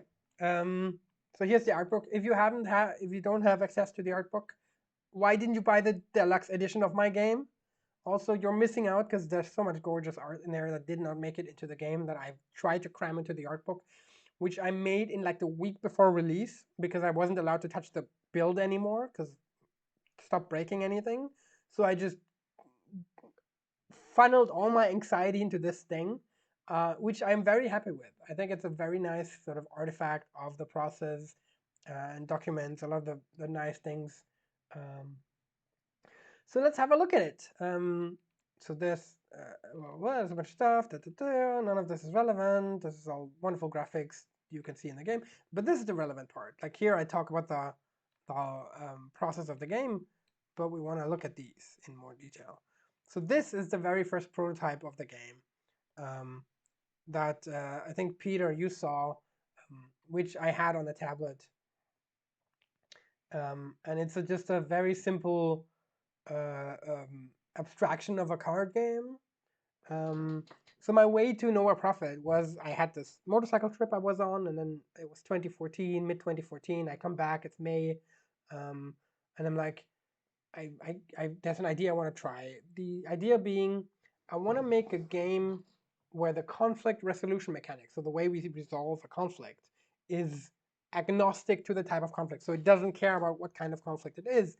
It could be a battle, it could be a race, it could be anything. Doesn't matter to me. And my first thought was, oh, timing is good. Timing is a fun skill-based mechanic that doesn't care what the timing is. Are you saying the sentence at the right time, or do you fire your gun at the right time, or do you swerve around the obstacle at the right time? I started with doing timing-based mechanics, and then ended up adding cards to it. And then so I had a kind of real-time card game in the beginning, but that didn't really feel right. So then from there, I moved to just a card game because cards are also, they don't care. There's like a label on the card, and it doesn't matter if it's yell or shotgun, right? The mechanics are the more interesting part. Um, so that's where this idea came from. And this stage, as we can see in the next screenshot as well, it's a very different game. Like you see this 3 versus 3 sort of party mode. Each of these characters has their own deck and does their own attacks and has sort of their own health um, and energy levels. And it's the gameplay was it was a very fun gameplay. Like there was interesting decisions there. So one of the issues on like party based games is the strategy to win is always everybody attacks one person, because as soon as a side has only 2 instead of 3 people, the amount of actions they can take is drastically reduced. Their power is drastically reduced, so it sort of snowballs, right? You kill the first guy, now there's only 2. Then you kill the next one, it's only 1. By that time, the combat's almost over. Like there's no challenge anymore. And to sort of solve that to a bit, um, I added like a special targeting mechanic, which is interesting but also complicated. So at the top and bottom of each of these cards, you see like the red dots, um, which is the card, which is the same as like the arrows up here, right? You can clearly see which card is pointing at which guy, right? So the card could be the same card, but every time you draw it, it has a random target that's on the card. So when you play it, you don't select who you play it on. You simply play it. So then it suddenly becomes interesting. Do I play the weaker card to help do more damage to one guy, or do I play the stronger card, but then it spreads out damage more, right? And mechanics about retargeting, forcing all enemies to target you while you have armor, or like helping your friends target this guy, stuff like that. Made it interesting, but also indirect. But it was a fun game. Like there was potential there. Otherwise, I wouldn't have built on it. But after like a year of working on it, I felt like over a year, I think. Yeah, I was working on it for 1.5 years, doing a lot of work on like you make a game this big, there's like travel mechanics and there's this and that, and there's also doing solo. You have so many responsibilities that you're just busy for a long time just getting it done. And but there was a point at the end of 2016, or towards the end of 2016, when I felt it's not working. It's mostly not working because even though the combat is fun, it doesn't provide enough variety to hold up for an entire roguelike session, right? So it's fun to play the first few battles, but then there's not enough, you know, um, movable bits to make interesting parts for later elements in the for later fights. Um, and then I had a sort of crisis. I put the project on hold. I talked about this a bunch in the last couple of years. Put the project on hold. Did a bunch of different things, like did a VR project, um, and then got back to it. And with the help of my intern at the time, Claude, we did prototyping and overhauled the combat system. Here you see like a more refined version with like, a lot of the visual stuff has changed. Um, and we did the paper prototyping. Like this is then the beginning of 2017. I'm like, I talked to people. I was like, no, don't redo it. You should just release it. Why do you want to redo everything? But I wasn't happy, and I felt if I release the game in the state and it's not a success, I can blame myself because I feel like it's not good enough, but I didn't do the work. Um, so I felt like I wanted to go to it, but I wanted to do it reasonably. So I got some help, so I'm not in my own sauce, and uh, I said we'll have a month. We'll have a month to do paper prototyping and see what we come up with, and then go from there. And that's what we did. So this is the next page. So everything's over here. So we did some paper prototyping and try and come up with different mechanics. The conceit was we need to reuse the graphics because at that point, 1.5 years into development, a lot of graphics had been made. So it had to be, theming is obviously the same. That's the whole travel system. It has to slot into. Um, so we did a lot of sort of attempts at making it work, and different approaches. Like we have one where you have like different, where you still have the characters, but the characters had different elements around them that you could target to make more fiddly bits. And in the end, we ended up with this, which is the Nowhere Profit gameplay as you know and love it. Um, Here's an early version of the prototype. So we did a month of paper prototyping, uh, and then I was like, yeah, this is promising. I want to do another month of making a digital prototype, which is the one you can see here. And then we went to Indigo with that, which is an indie game con in the Netherlands. And we had great reception, so it was obvious, okay, this is the way to go. And then we sort of buckled down and made it. To answer the question from Gamerherd, in the story, who is the we? What team members are contributing at this point and what are the roles? Mostly me. There's Anjin, who did a large portion of the artwork and helped dramatically with the art direction in the beginning. Um, he was sort of on hold during the reformation process because I don't know where the game's going. I'm not ordering any more art. So at that point, everybody's sort of on hold.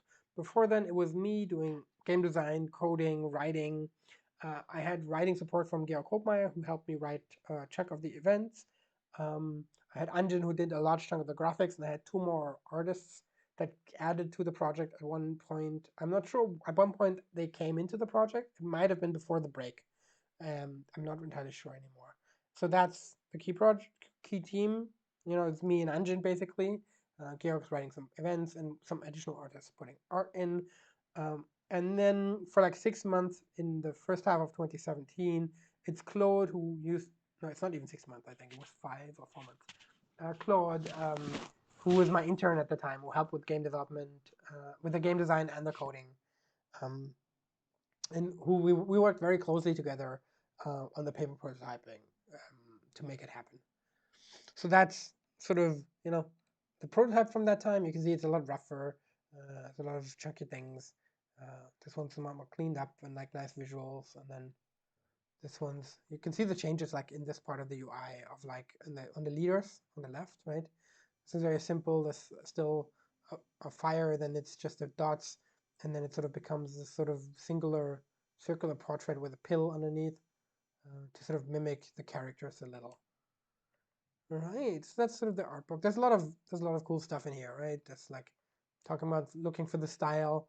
Um, we were looking for like a nice style in the beginning, and Anjin, who's a big lover of graphic novels, was sort of influenced by Hellboy, like Mike Mignola, to came up with this sort of style. You know, attempts. Early versions were also like side view. Here's like a more stripped down version of the style to explain what it actually does. Um, there's a lot of stuff in here, right? Here's a bunch of sort of early concepts of how to. This is still the 3 versus 3 version, you can see, right? How do we show this? How do we show these characters? In the end, we moved to a more minimal style with these sort of circular portraits because we knew we don't have the budget for animation. We have to do something more abstract, more simplified. And that was actually what made the change possible because the graphics were so. Um, the graphics themselves aren't abstract; they're still clearly characters, but they're like board game pieces. Made it possible to rearrange the board game pieces without breaking the game. Right, the kind of gameplay the game became wouldn't have been possible with one of the other views. So that was sort of a very lucky decision early on. Yeah, here's some more looks at the prototyping process. Like you can see, uh, some versions where like the grid was 3x2, and it was vertical before it shifted to the horizontal version. Um, yeah, playing around with effects when players attack, but like little cutscenes, little combat cutscenes, or like these kind of things, and then trying to make the combat look cool, and then ended up with this. Yeah, there's just so much good art. Yeah, and I mean even this, like the card process, um, changed so much. Like this was the very first one, and then we ended up with this, and this with like lots of detailed cards that like much more sort of stats. And then we have this, where like we have the target indicator, and then we move to this, um, and then sort of had this sort of just figuring out this sort of pill layout was a huge thing in itself. Um, I remember doing like a Facebook poll on like 20 different versions of this and getting feedback from people and deciding to ignore the feedback and do it differently because sometimes that's what it takes. Feedback's always just a data point. The PDF is in the deluxe version of the game that you can get on Steam. I don't think it's available anywhere else. If you want to pick up a copy, you can just PayPal me some money and I'll send you the PDF, which is also doable, right? Um, yeah, there's so much cool art in there. I mean, we're scrolling through, so if you watch this video on YouTube later, you have everything and you don't have to buy it. But if you want it because it's fun, yeah, and here like this took 2 fucking months. In the middle of the game development, I was like, we were gonna make the travel so good, and then we came up with so many cool ideas. And in the end, we did the thing I had in the first prototype because everything else was too complicated and took too much time. So we went back to the initial version and was good enough. But it taught me a lot about prototyping and iteration and stuff. Yeah, there's Burning Roads, the original sort of game title. Trying to find out a logo. There's so many little tasks when you make a game. It's insane. Oh, by the way, uh, I to this date I think I am the only person with a Nowhere Prophet tattoo. Maybe the sequel, if it ever happens, changes that. Yeah, the key art, like how do we transmit the idea properly, the world, the journey, travel. There's like this whole thing we mapped out once when we had more milestones. And yeah, there's so much wonderful stuff in here. Oh man, Anjin everybody on this game did so much tremendous work. I mean, just look at this. Look at these cool guys. I can't go through here and not swoon. Like really, this is Casey's work, who's another one of the two artists. So there's Engine doing most of the work, and then Casey and Jack, um, they're also in the back of the art book. Um, there's so much cool stuff here. Like, look at this. This is the cool people and like mandalas we did, and like this. I love this guy. We need to zoom in on this guy. His face was my Twitter avatar for a while. I don't know, like the blue arms and the cool gun and the stance and like the shoes and the sort of head thing. Anjin is such a great designer. Like look at this. and the lower ones are Casey, who's also really splendid. Like some of these dudes and gals and guys are just like, these are like inspiration for the for the wild people, and like some tech faces, and yeah, and the leaders, and like early versions of them, and like thoughts about factions long before we even had the factions down. We had like different ideas, and then still various factions, and like stuff like this that never made it anywhere. This guy could actually have. I could have taken this and turned it into a character. Just cut it out. I never did. I don't know why. This guy became one, I think. Yeah. Yeah, and there's more Casey. So Engine is did a lot of the design work, but Casey primarily did the Union. You can see a lot of these designs inspired by his early sketches.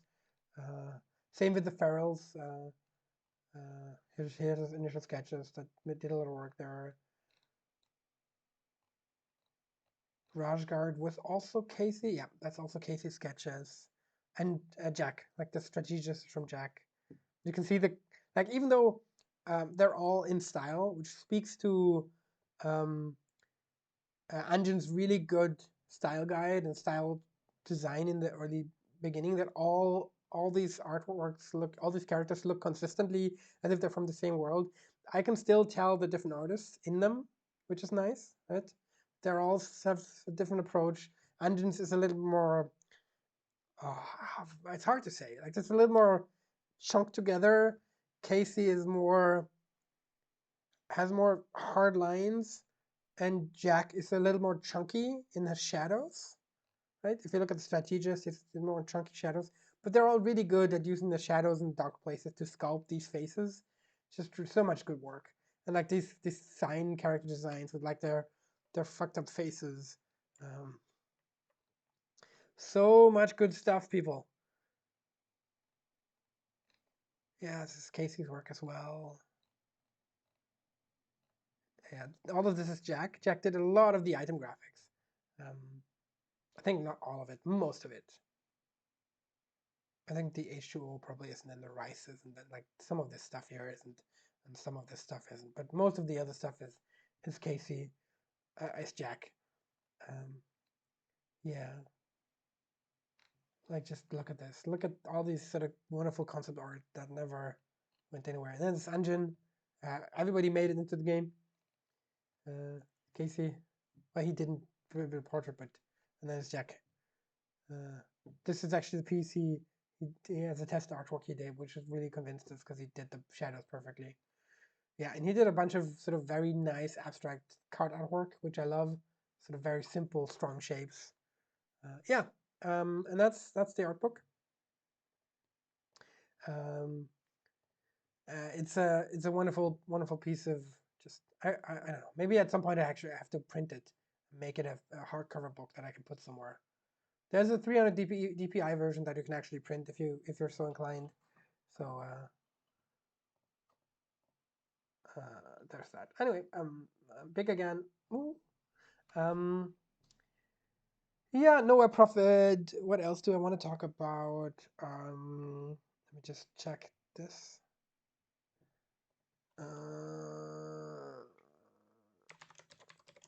Let me see if I can reschedule my last guest to come in earlier to take over some slack.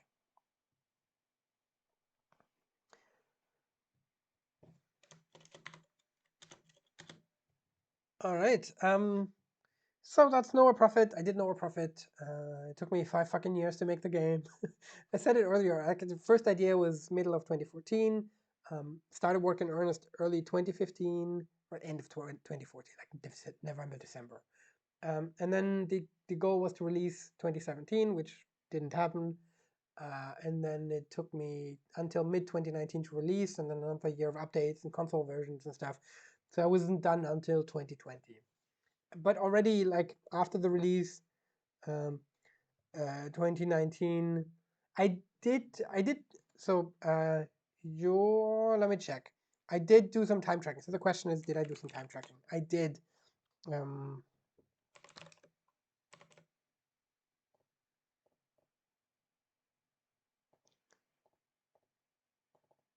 Let me find the Google sheet. There we go.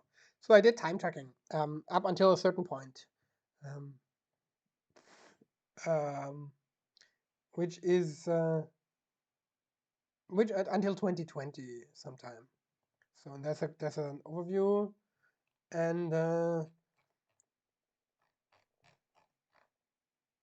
I'm not sure if this is correct. This seems wrong, but it might be right. Maybe something's wrong in the sheet. So there's like is this like 5,862 hours? Is that reasonable? 5,862 divided by 8.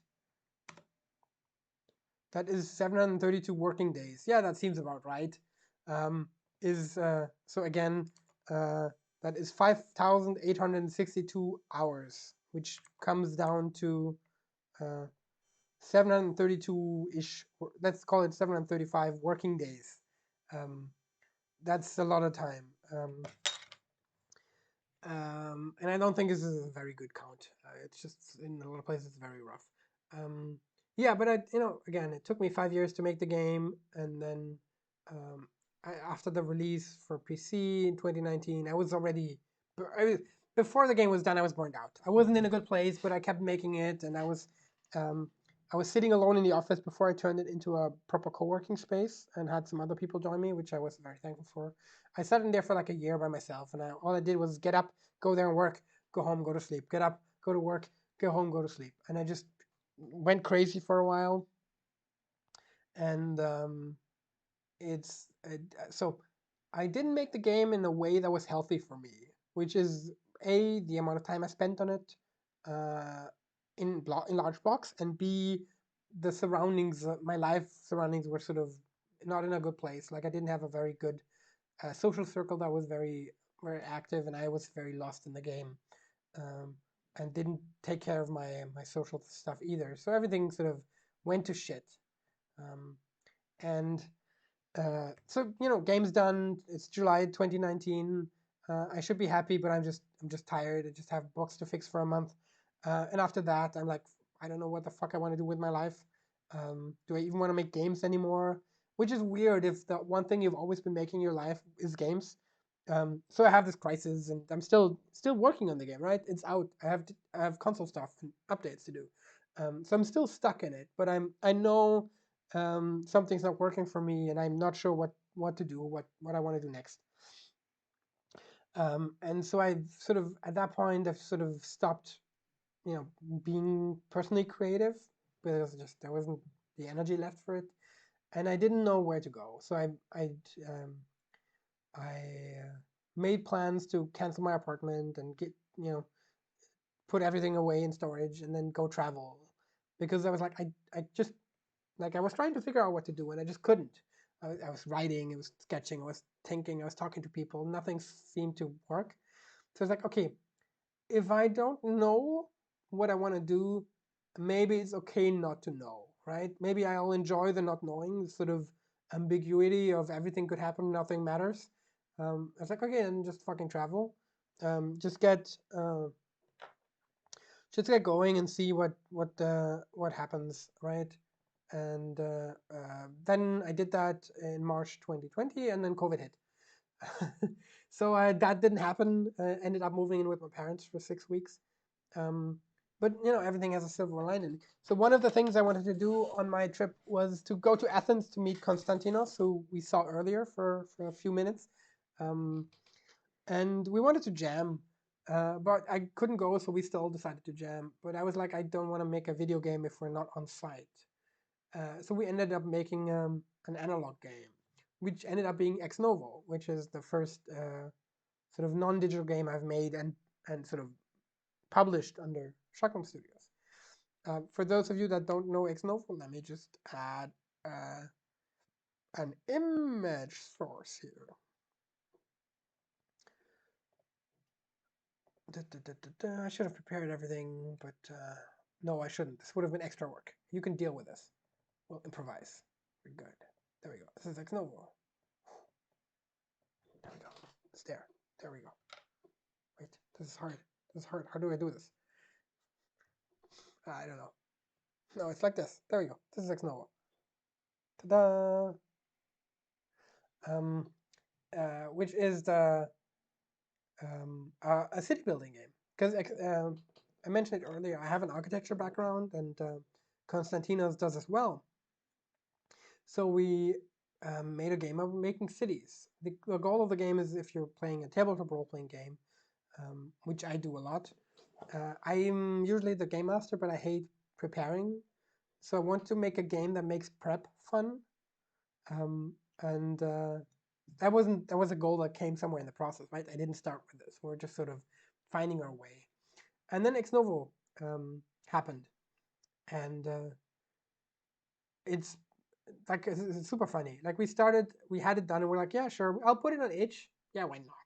And we'll make it donation based, and if it ever makes $50, we'll go for dinner sometime. And you're like, yeah, sure, whatever. And it ended up being pretty successful. It's not donation based anymore. No, it's a $10 product. We spruced it up because we saw that it got some traction, and we wanted it to be better. And then I was like, okay, I'm undervaluing my games here. This is not okay. This thing deserves to have a price tag, and people pay for it.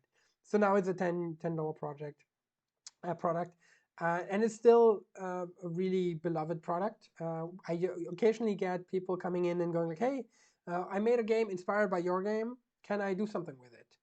Um, and we've been sort of okayish about it, but we want to talk about it more. Like Konstantinos and I have a chat later this week where we talk about the future of Ex Novo. Maybe we want to do a Kickstarter, because the Goblin Errands Kickstarter was kind of successful, and that was nice. And it would be great to have like a little box with the rule book and like little wooden tokens for like power and community power and citizens and stuff. So there's a lot of fun stuff to do there. So expect some news about that. I know Konstantinos has been teasing on his Twitter, but I just wanted to sort of mention it. Anyway, and then this thing being such a surprise success, sort of moved me into, all right, like, this was fun, and role playing games have always been a big passion of mine. Right, they've been the first kind of games I've really sunk into. I've done so much, sort of, made modules and drawn dungeons as a kid. Um, and I was like, okay, I'm going to explore this space some more. I made a bunch of sort of tabletop role playing games of all kind of types. In the meantime, there's Ex Novo. There is, let me add another one. Da, da, da.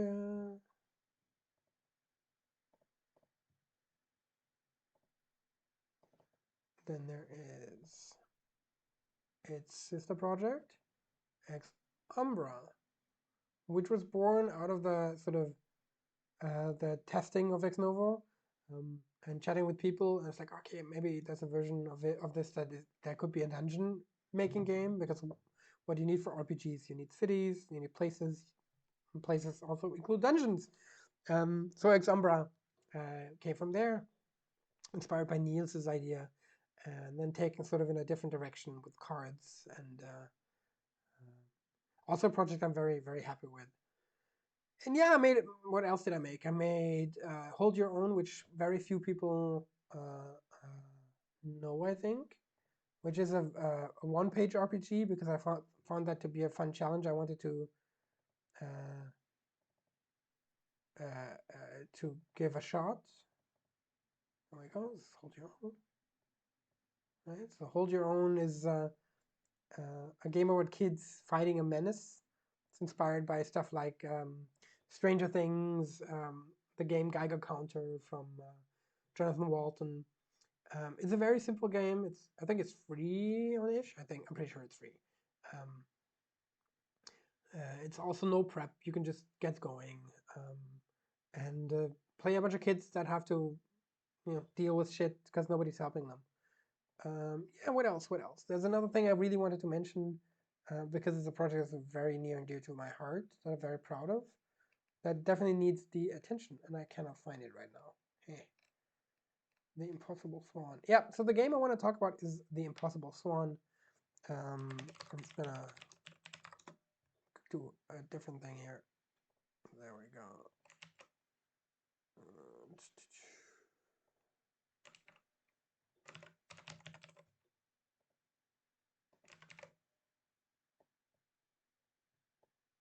yeah, so this is the Impossible Swan.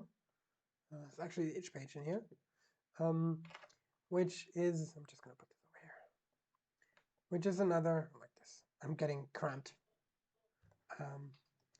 Which is a very simple, it's not a tabletop role-playing game because it's a solo game, but it's also not a solo game in the way Ex Novo is a solo game where you play a session. The Impossible Swan is a mindfulness embodied experience, inspired by works from Avery Alder, who made Monster Hearts and who made Brave Sparrow and things like this.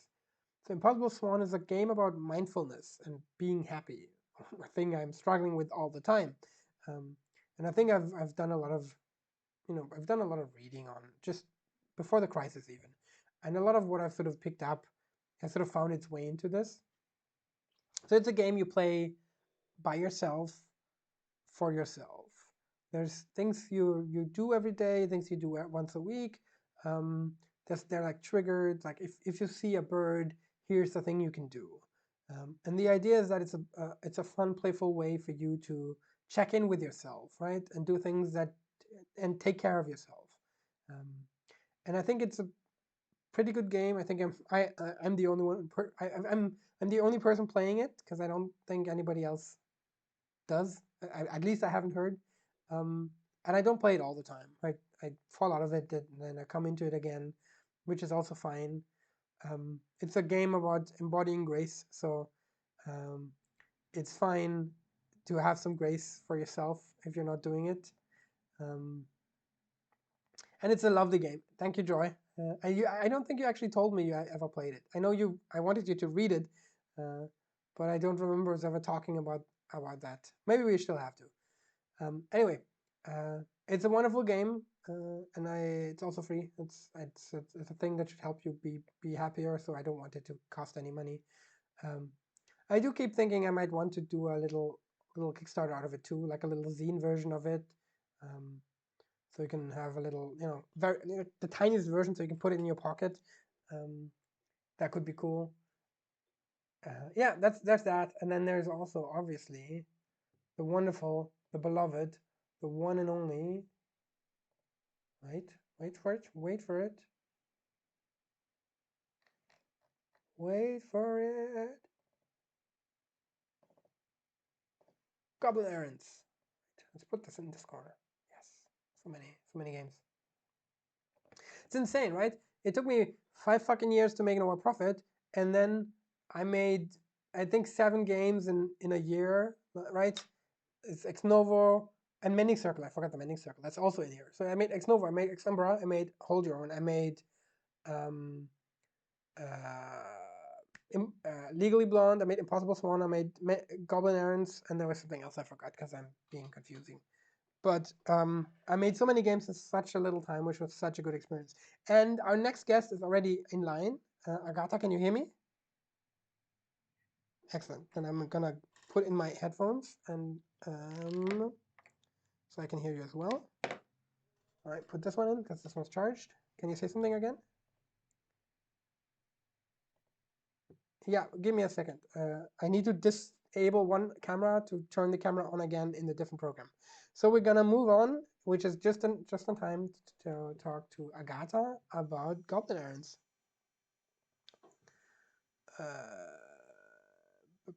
This goes here, and then let me just I need to deactivate this camera because otherwise it won't work.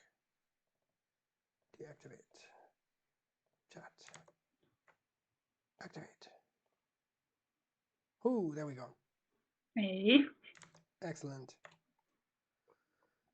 All right. Hello, everybody. Welcome, Agatha. We still have the sharks here, which I'm going to hide because we don't need them right now. Where is this? Okay.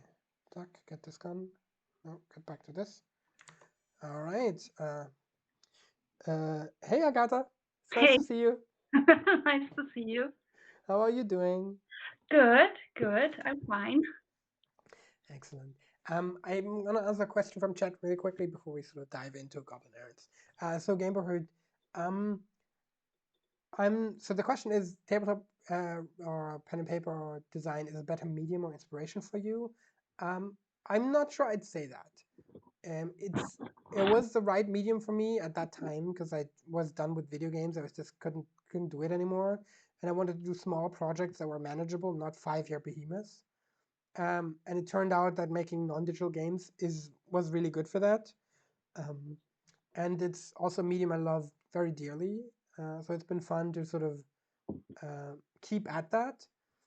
But I also love video games, right? There's a thing that I want to get back to video games, which maybe we'll talk about later on what's next for Sharkbomb Studios.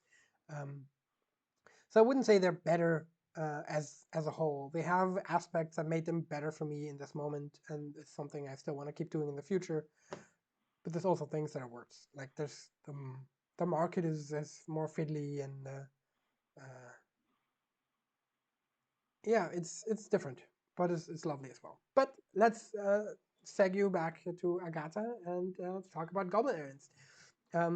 Maybe I'll give a quick introduction on Goblin Errands for those of you that don't know. Goblin Errands was my latest. Let me take an existing one. Should be this one. Yes, and put a little Goblin Errands image in the middle. Yes.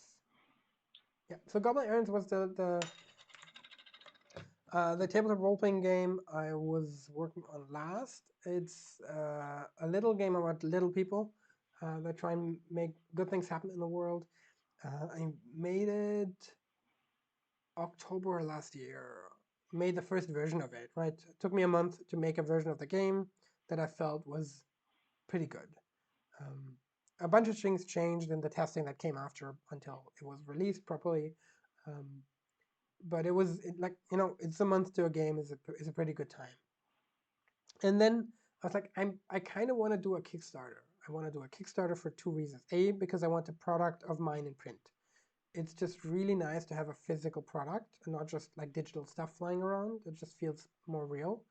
And also, I want to experience Kickstarter. I want to have some practice with Kickstarter because I want to do it in the future more.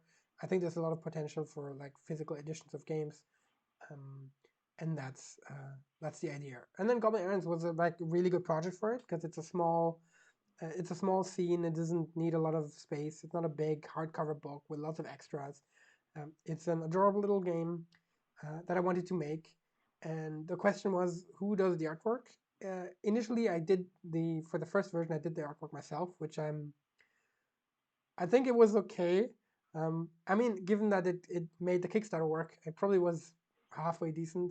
But it's also like there's a whole different process of me and my relationship to my own visual art, which we're probably not going to get into today.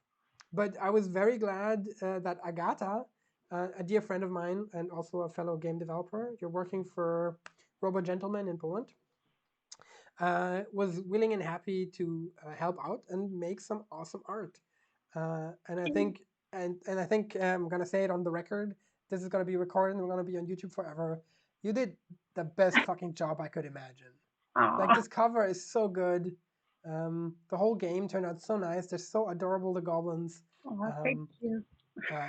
Like really, like if you've, I don't know, it's great. It's lovely.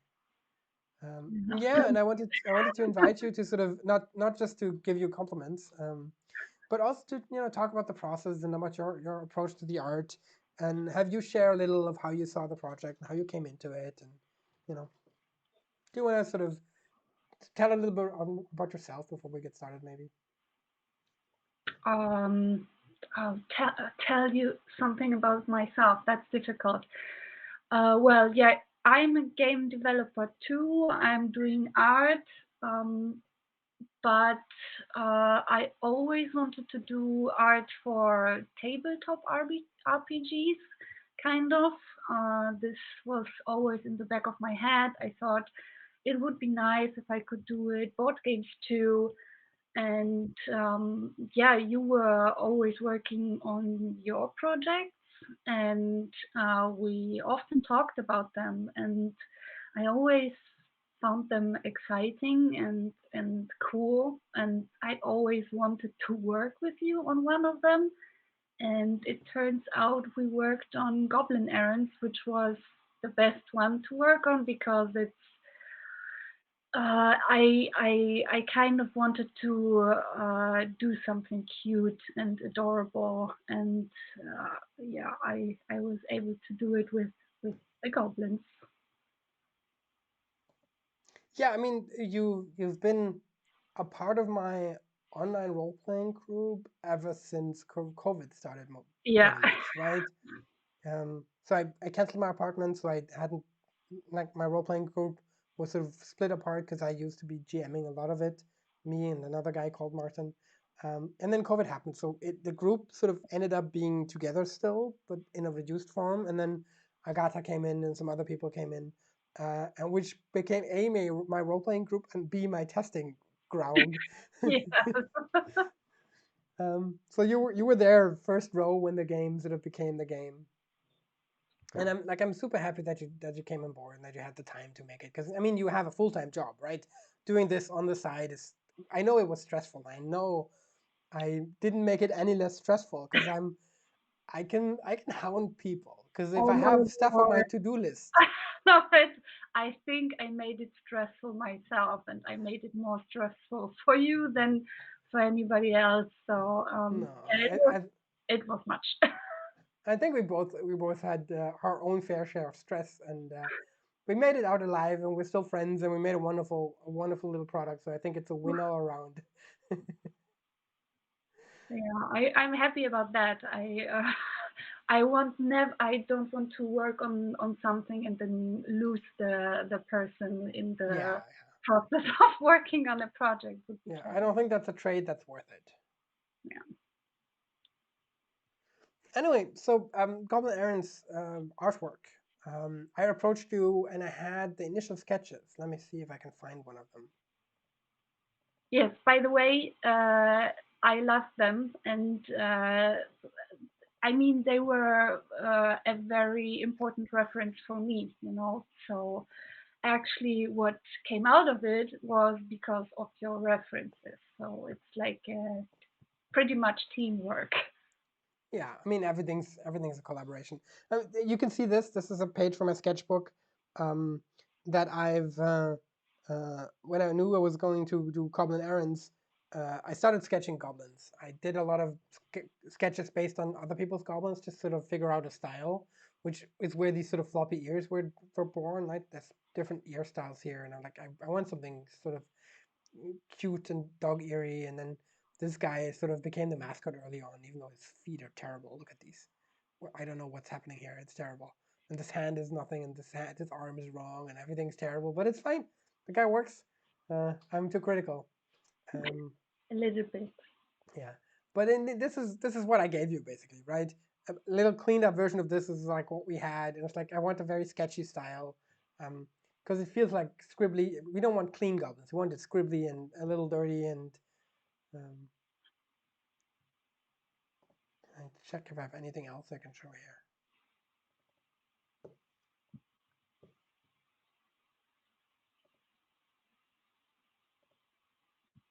I have some of your sketches.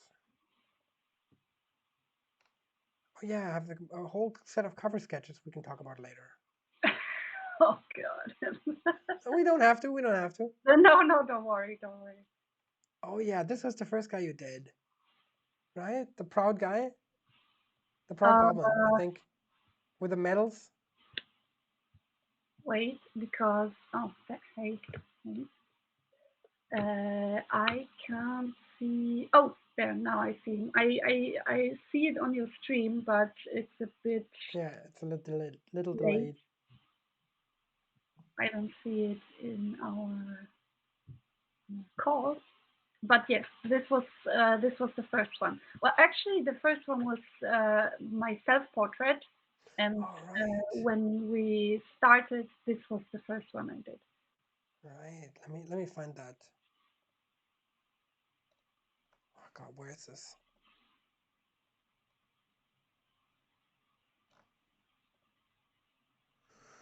Ooh, I don't know where it is.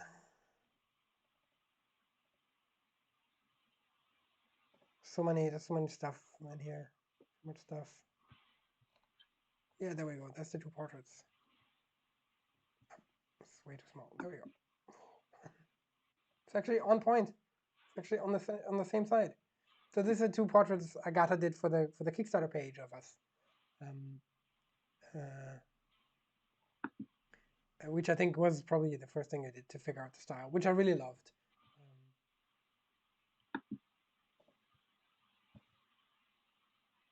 Yeah, so like looking at all of the pieces you did for Goblin Errands, what's your favorite piece? Oh God, it's difficult. I think there are two which I feel like capture the essence of the game the most, or maybe three. But my favorite is the stack of goblins that Yeah. need to reach the meat. I loved it. Oh, now it's too big.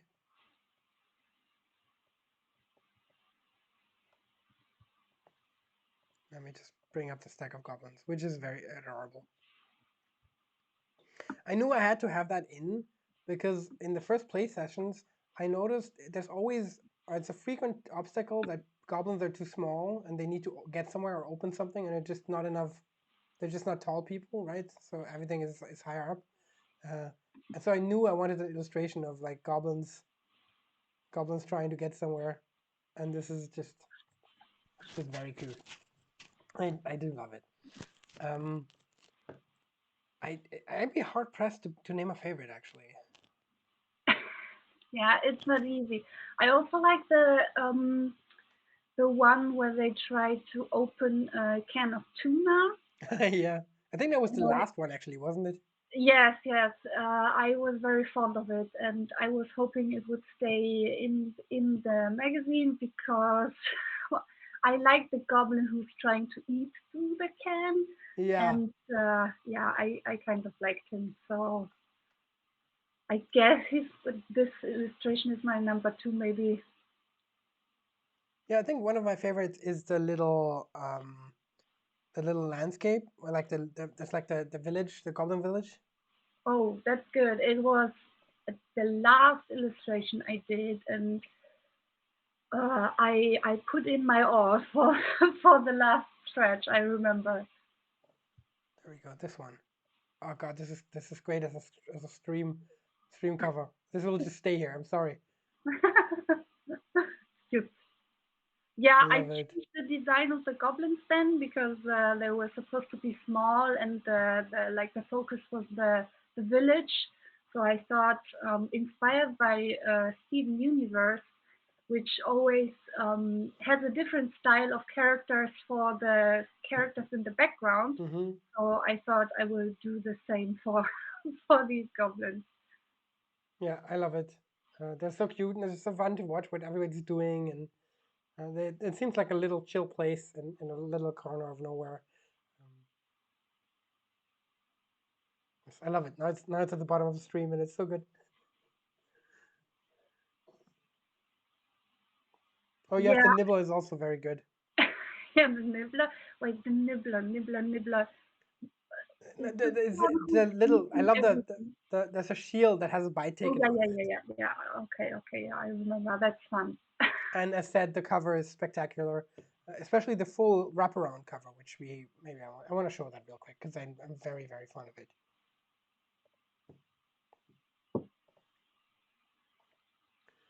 Where is the cover? Is this the cover? Yeah, that's the cover, and everything's too big. Is there a quick way to make this fit? Oh God! Now you can see every line. Fit the screen. Yeah, there we go. This is such a nice cover. Turned out so good. Yeah, it's really something. Tells a whole story which I loved, and I mean it brings around the whole concept of the game and the feeling. Yeah. It took us a while to get there, though. I want to show some of the sketches if it's Yeah, okay with yeah, you. it was a bit painful. But I knew it would be. I mean, covers are important and they go through a lot of iterations, so I knew this would happen. But we worked pretty close together. So with your help, actually, this looks like it does now. Yeah. I mean, I'm gonna go through some of the sketches. So here you can see like the idea was always the goblins are doing something. So what did I want to show? So let's start there. I want to see the goblins cooperating somehow, right? They're not fighting or doing something against each other.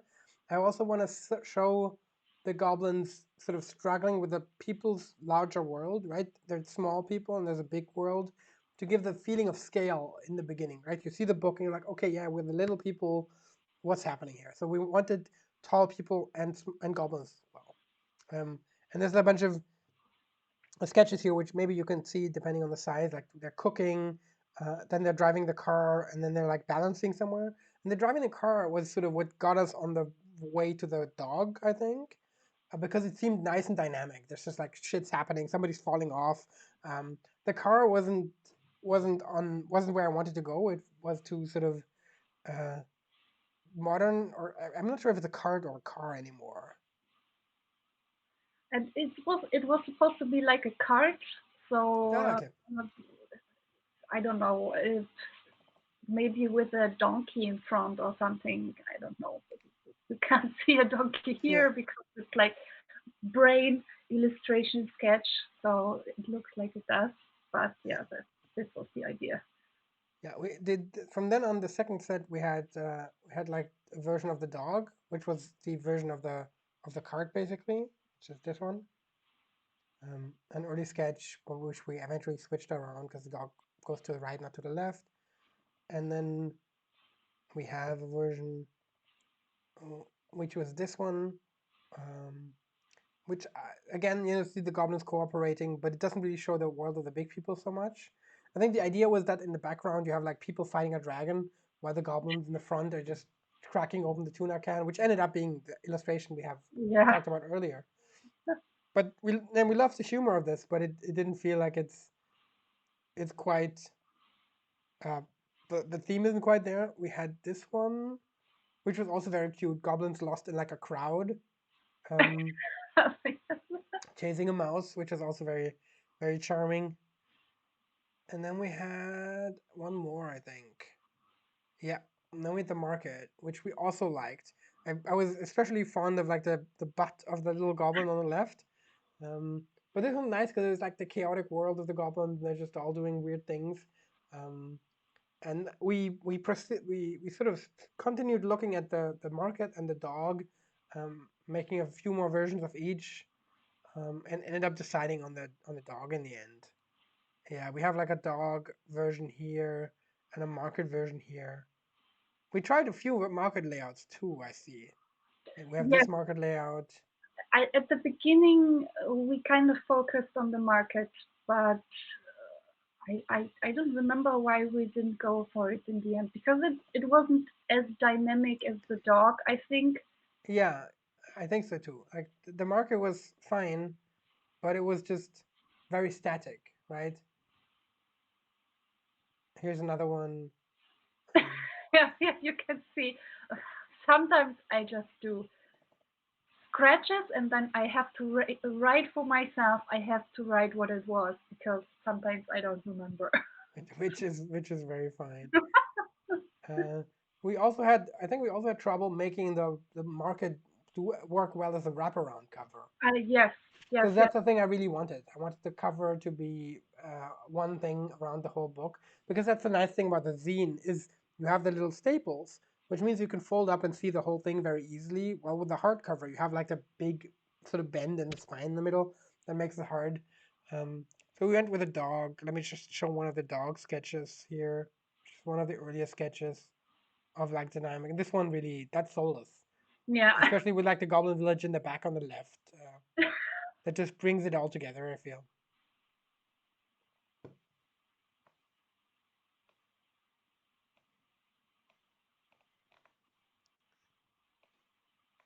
Yeah, and then we have the what do we have? Yeah, there's a more detailed version here. oh god, I did so many terrible overpaints where we're fiddling with like perspective stuff, and I did so many tiny tweaks, like, oh, maybe we could do this. And these blue things came in very late, I think, right? These blue walls, but I feel like they really make it work as well. Like they push the Goblin Village further into the back, into like a side alley, and like it's darker there. They're not in like the center of town, right? And yeah, the final result is just really really great. It's just such a nice piece. Yeah, with the perspective and everything, with the whole Goblin Town, it was a bit challenging, but it has a great effect, so it was worth it. Yes, and you did wonderful work. Thank you. Yeah, I mean, just the colors are great, right? Just the colors, just very lively, and this warm light everywhere. Yeah, I wanted. For me, it was important that it has like a bit of a pastel-y feel, like a dreamy feel, a wholesome feel. So I didn't want to make it too saturated. Well, it looks a bit saturated now on my screen, but the original is a bit more. Oh, yeah, that might be CMYK. Yeah. Because the PSD I'm loading in is CMYK and this is RGB, so. And also, I took all the colors, of course, from your concept, so I can find all those colors also in the illustration, so it works with the whole concept of the magazine. Yeah, because I had like a color scheme somewhere. Yes. Oh god, I had so many things. Where the hell did I have that? Where is that?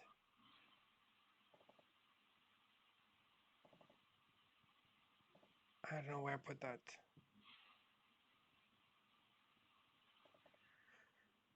Last thing I want to talk about though, which is sort of moving away from your art and comes to the submissions, the scribbles, which I want to put up here. I'm gonna put this in full screen. So the thing I did for Goblin Errands, for the Kickstarter was I made a tier where people could submit. Oh, there's a question from Joy before I start talking about the thingy. Did you draw digitally or on paper? I drew digitally. I wanted to finish the project on iPad.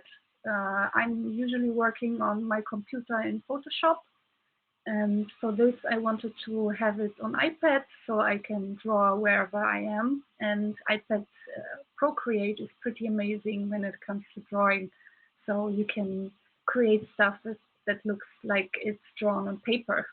Yeah, a few goblins of mine that made it into the game were actually drawn on paper because it was easy to just go like this.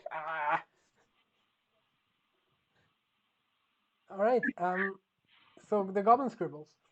This is a thing I did for the Kickstarter because I wanted people to sort of contribute and have do something so the people could submit goblin scribbles, and some of them would make it into the game and they would get a free copy in exchange, right? As a little bit of a thing. And here's some of the cool submissions.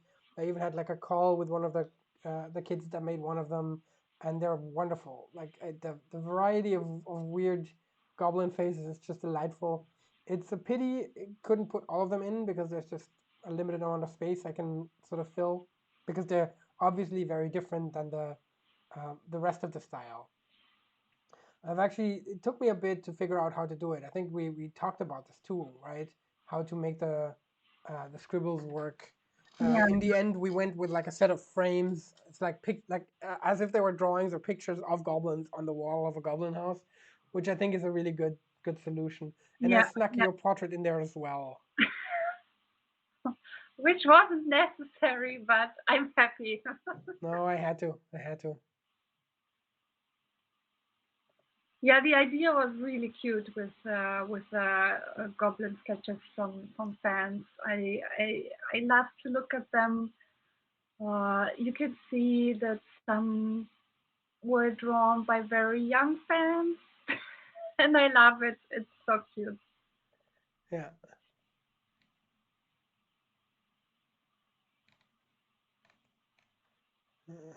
Is it?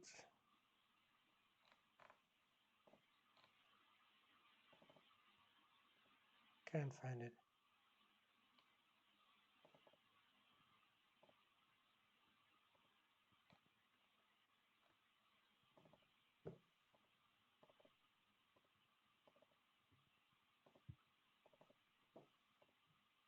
Yeah, I can't find it right now. I'm looking for the graphic of the goblin frames, but well, we have to do with that.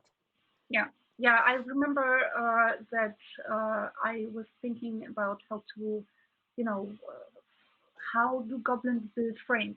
So they take all the stuff they can find, like buttons or sticks or snails and stuff like that. Let's see if I can find it. I'm still looking for it. Now I can't not find it. But I don't know where it is.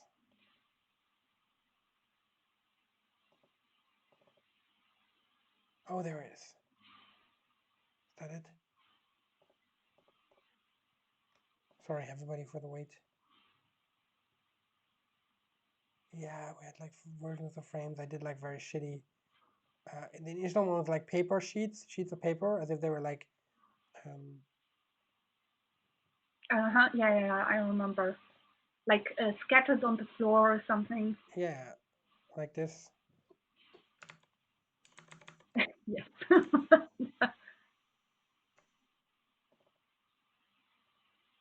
What else do we have? We have this too. Yeah, there's a version of how it could look like. Well, we went with the frames, which I think was your idea in the end, wasn't it? Because I know I was struggling to figure out a way to make it look good. Yeah, I remember you were unsure about this, but I felt like it would work really well, and I really wanted to for you to have these illustrations in the magazine. So we were thinking how to do it, and yeah, possible that I came up with the frames. I don't remember anymore, but I It's a like good solution in the end. homely. I mean, it's like it's hanging in someone's home. Yeah. Yeah, I mean, so that's Goblin Errands. It's a wonderful project. It's maybe a little background stuff. So it was a Kickstarter. It was a successful Kickstarter. It made about 500 backers, 350 of which wanted print products. It made 7.8k euros in Kickstarter. That means about 7k ends up at mine. And then paying Agata, which I think I still, no, I did, we did that, we handled that because we had some questions there still. Paying Agata, paying for printing, paying for shipping, and all these kind of things takes out a chunk, so it's not quite as much as ends up in my hands. But we printed 750 copies. 350 went to Kickstarter backers. A bunch went to stores. I mailed out a bunch of stores, like a store in Finland and in Germany, and la la la. And the last package of Goblin Errands copies, the last set of 100, is going to the States currently. I'm occasionally checking the tracking, hoping it arrives. Uh, and then I only have like an odd 20 something left at my place, which are just mine, which I'm giving away Oh, to people, I think. So we're officially sold out. I've printed the right amount of copies because I've gotten rid of all of them, which wow. is very good.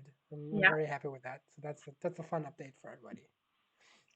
If you haven't gotten one yet, it might get difficult in the future, unless there's a second print run at some point. I'm hoping for a second print at some point. You're not missing copies. You got your copies, right? They arrived safely. Yeah, I'm very happy about my copies. So, so I'm good. I'm good. Very good.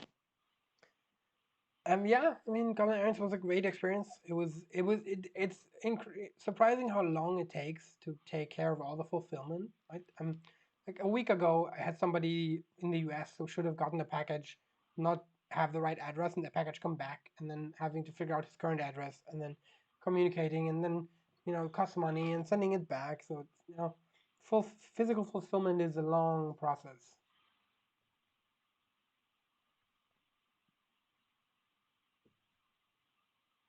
but it's so great to just have a physical little project. Yeah, I mean, I want to do more Kickstarter in the future, and maybe there's gonna be more goblins in the future. I'm not planning on it at the moment, but there's some ideas. Like Goblin Errands doesn't have any loot, right? It only has the titles, and there could be room for like cool goblin items. Yeah. So that's maybe a supplement somewhere, if I can ever figure out how to approach it and what else to put in there. So I could see that as like a little goblin update. That could be fun. But I want to like I still feel Goblin Errands needs to be a small little book. You don't want this to be like an 80 page monster. Yeah, no. Yeah, I mean that's it for Goblin Errands. Unless anybody has questions or you have anything you want to say about it. What can I say? I love working on it. I'm very proud of it. I love the how it looks, how it all works together. It's perfect. I mean, of course, I have some regrets. I remember we wanted to make a comic, Oh yeah, I mean and it's good we didn't. yeah, I'm hoping for a second print, and maybe we can make a comic. Yeah, I mean, I would love to make a comic. We talked about making a comic in the past, if you remember Shadow Heist or whatever we called it. Yes. I'm still, I want to do the comic, but I'm talking about it for like 2-3 years. At some point, I will do it. Maybe never. I don't know. It's fine. I also have a comic script I want to do at some point, but I don't know if I ever feel up to it. But if I do, maybe I'll do. Anyway, yeah, we had the idea to give context for a comic in the beginning. Like you open the book and the first page on the inside will be like a comic of like goblins doing a thing with like that's like funny, and then at the last page, like you finish the book, and on the inside cover of the back, the whole thing happens. Gives context, makes another funny thing out of the thing in the beginning. We didn't have the script or know what we're gonna do, but we had the idea sounded cool. But I think honestly, I'm glad we didn't. We had enough work as it was. The product is gorgeous. It didn't need the comic. Maybe a sequel or update or second edition or add-on has a comic in it, but maybe not. It's all good. It's not missing.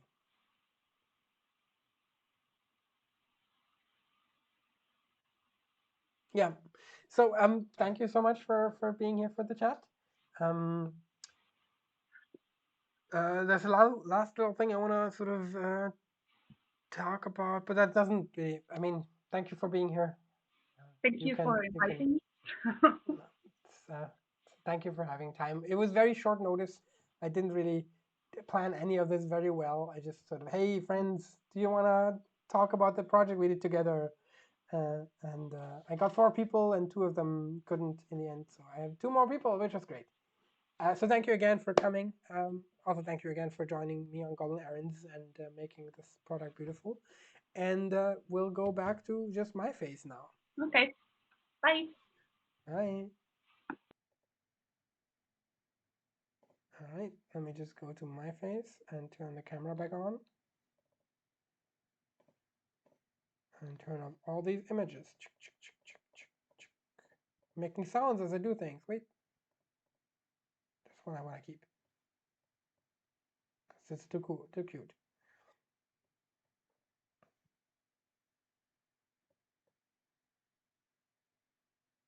Can I crop this? Is there a way to crop this? Anybody know?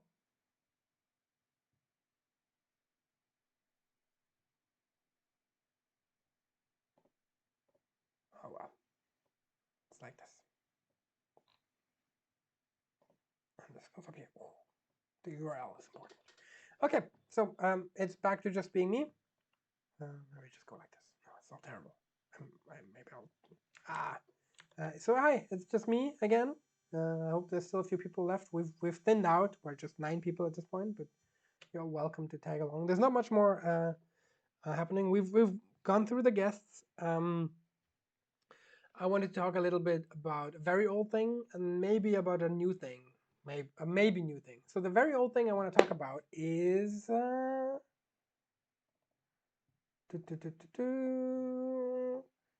So I've mentioned it earlier that I've let me find it.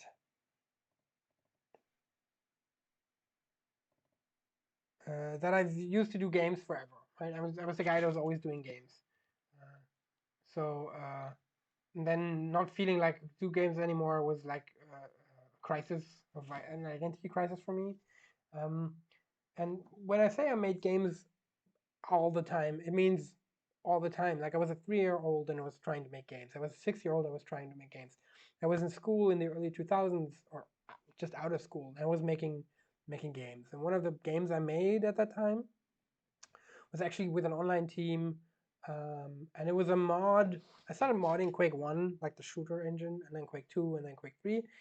Was a mod called Navy SEALs Covert Operations, which is like a used to be pretty popular at the time, and like we had hundreds of servers, I think, at least 100 servers of people actively playing and like having fun. We had like a bunch of clans, and we had like tournaments and millions of players. Yes, I made a lot of friends in that time, some of which I've recently visited for the first time, which was a wonderful experience. But the project is called Navy SEALs Covert Operations, and it was like early 2000s, so 2002, 2005 or something, right? Is when it was active, when we were developing it.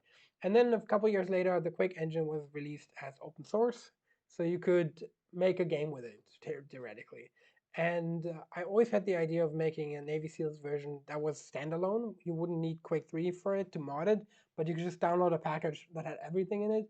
And there was a push in 2007, and there was a push, I think, in 2010 again to try, but we sort of never got there.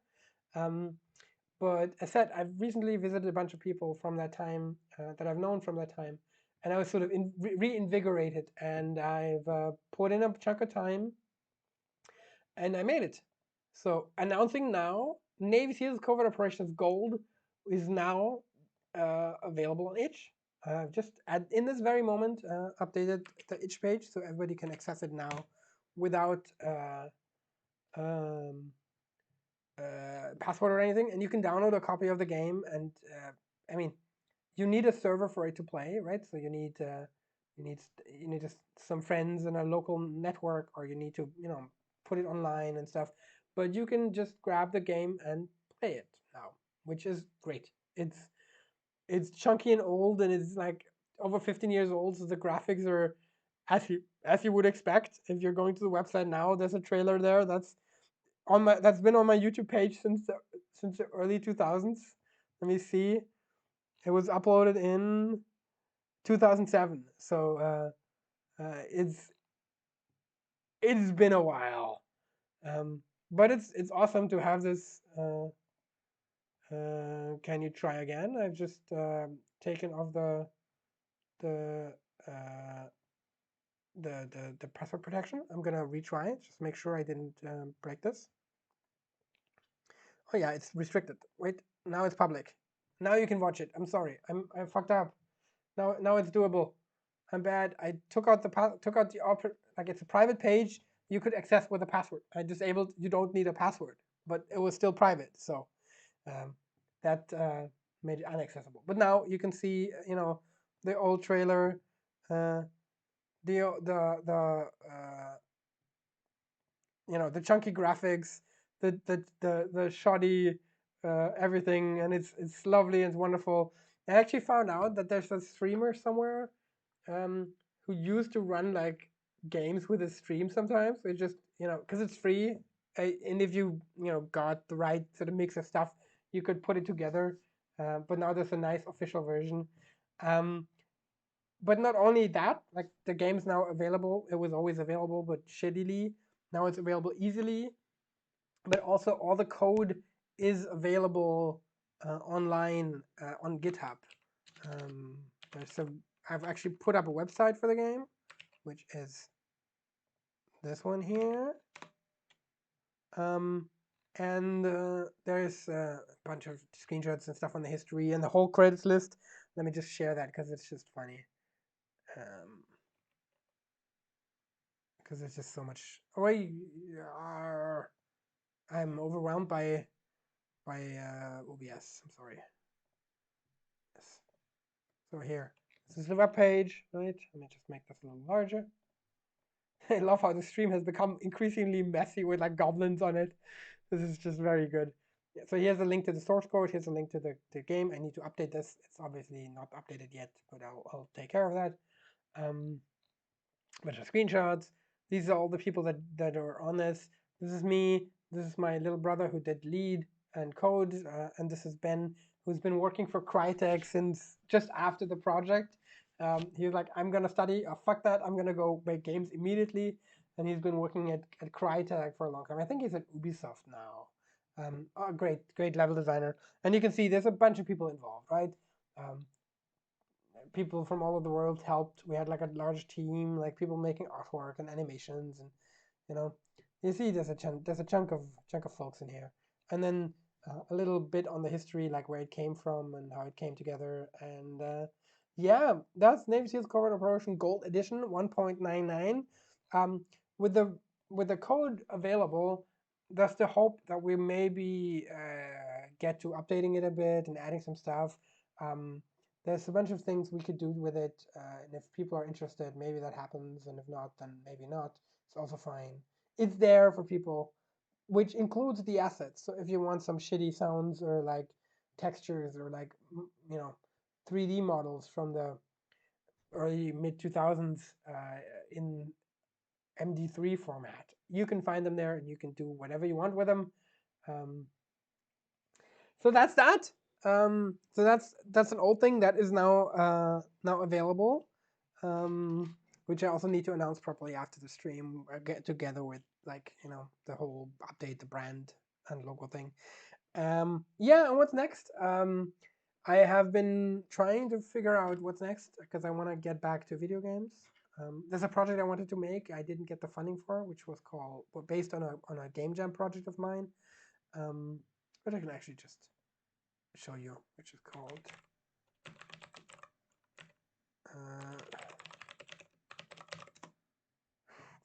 there we go.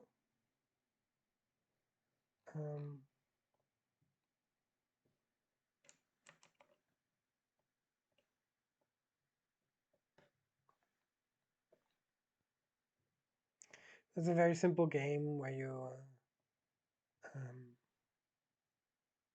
wait, can I put this? No, I can't. Where you click and make things change and create chain reactions, and then it creates a nice sort of ambient soundscape, which I feel like is a fun, relaxing game and a small project. So I applied for funding, didn't get the funding. Still kind of want to do it. Got to figure out what the scope is. What do I cut if I don't have money? The key part of having money was to get artists, like audio artists, to help make the game. Like have them, make like fun little audio themes and have you select the different audio styles. But that's sort of become difficult now, so I'm not sure where I'm going with it. But I want to put in some more time. If you're interested in playing the demo, let me just put that in the chat as well. If anybody's curious, you can just play around with it. It's not like it's a quick game jam game, so it's not the best, most fun and most engaging game experience. But I think if you play it for a little, you'll figure out what I mean about it being like a fun. There's potential to be a really interesting and enjoyable, relaxing experience here. So that's the thing I have in mind. And then, as I mentioned earlier, the idea of a Nova Prophet sequel is still in my head. It popped up early last year. Yeah. And I was actually writing a funding application for it. Actually going like, yeah, maybe I could put it together. There's like an approach that interests me. And I wrote up an application, and I never sent it in because I figured out this is too big of a project. I shouldn't be, biting off something that big without first getting my feet wet and going slow about it. But it's in there. Maybe it'll happen. I'd love for it to happen because there's a lot of things that could be. That's my brain again, right? I make a game is successful, but I'm like, there's things that are bad. There's things I need to do better. and the idea is with the sequel is obviously to prove that I can do it better, but also make a fun game and also capitalize on the brand and make a game that's probably successful, hopefully, and also less risk in a sequel, but also a sequel I'm excited about. But that's in my head.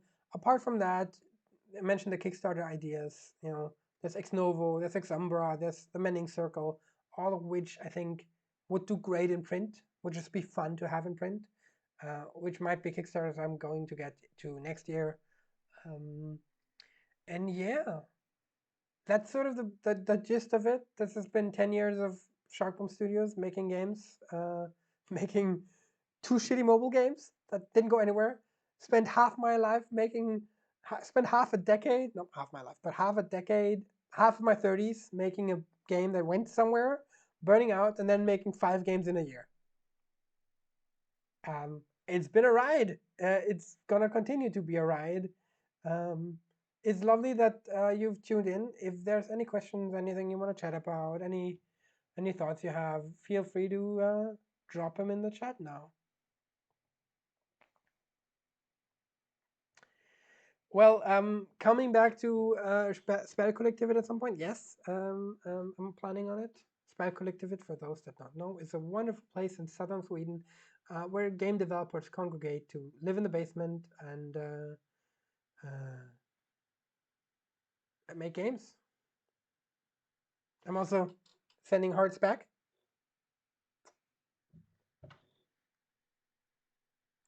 And yeah, shitty done is better than shiny not done. I mean, yeah, done is better than perfect. Is a mantra that we should all adhere to. In that regard, as a little thing, I've taken away from the learning experience of burning out after making a game is this, like, yeah, get things done. And what really helps me a lot for that is writing. Like there's this process called morning pages, which every opportunity I can, I talk about it because it's been wonderful for me. Which is every day you write 3 pages. It doesn't matter what you write. If you write tired, hungry, tired, hungry, tired, hungry for 3 pages, that's fine. But eventually you get tired of it, and something meaningful will come out of you. And most of the tabletop role-playing projects I've made in the last 2 years came out of the morning pages. They were born in ideas that I wrote down off and then extrapolated into games. And the technique of just writing, and writing not for an audience or for anybody, just writing to get it out of my head and not being perfect about it, right, has been a thing that also comes up in my design process now. I have a problem and I don't know how to solve it. I'm just going to start writing about it, right? I'll just sort of figure out what options are there and what the terrain is like and what seems interesting to me. I can just think about it and go like, but writing about it makes it much more tangible for me. And I'm not worrying about the best idea, right? I'm just shitting out ideas and thoughts. And these documents, they end up somewhere, probably deleted or like somewhere in a drive that nobody looks at them, but they're good for me. So that I can only recommend as a general approach to life. Just do shit and then see what works and what doesn't, right? Yeah. Any other questions from the audience?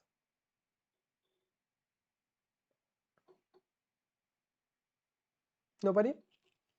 Are we all done? Everything's been talked about. We're all exhausted. I've been talking for 2.5 hours. I'm slightly hoarse.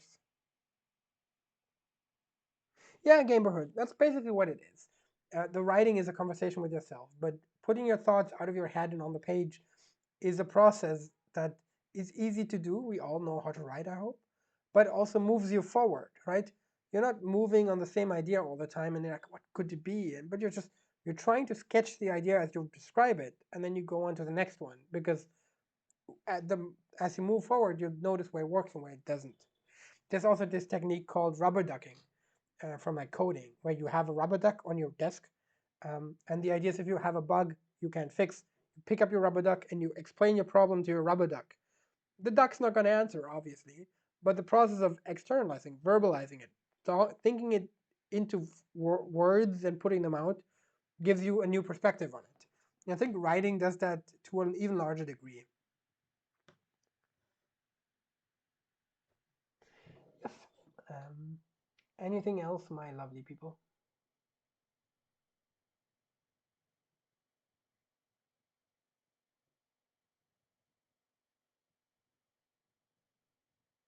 Chat is quiet.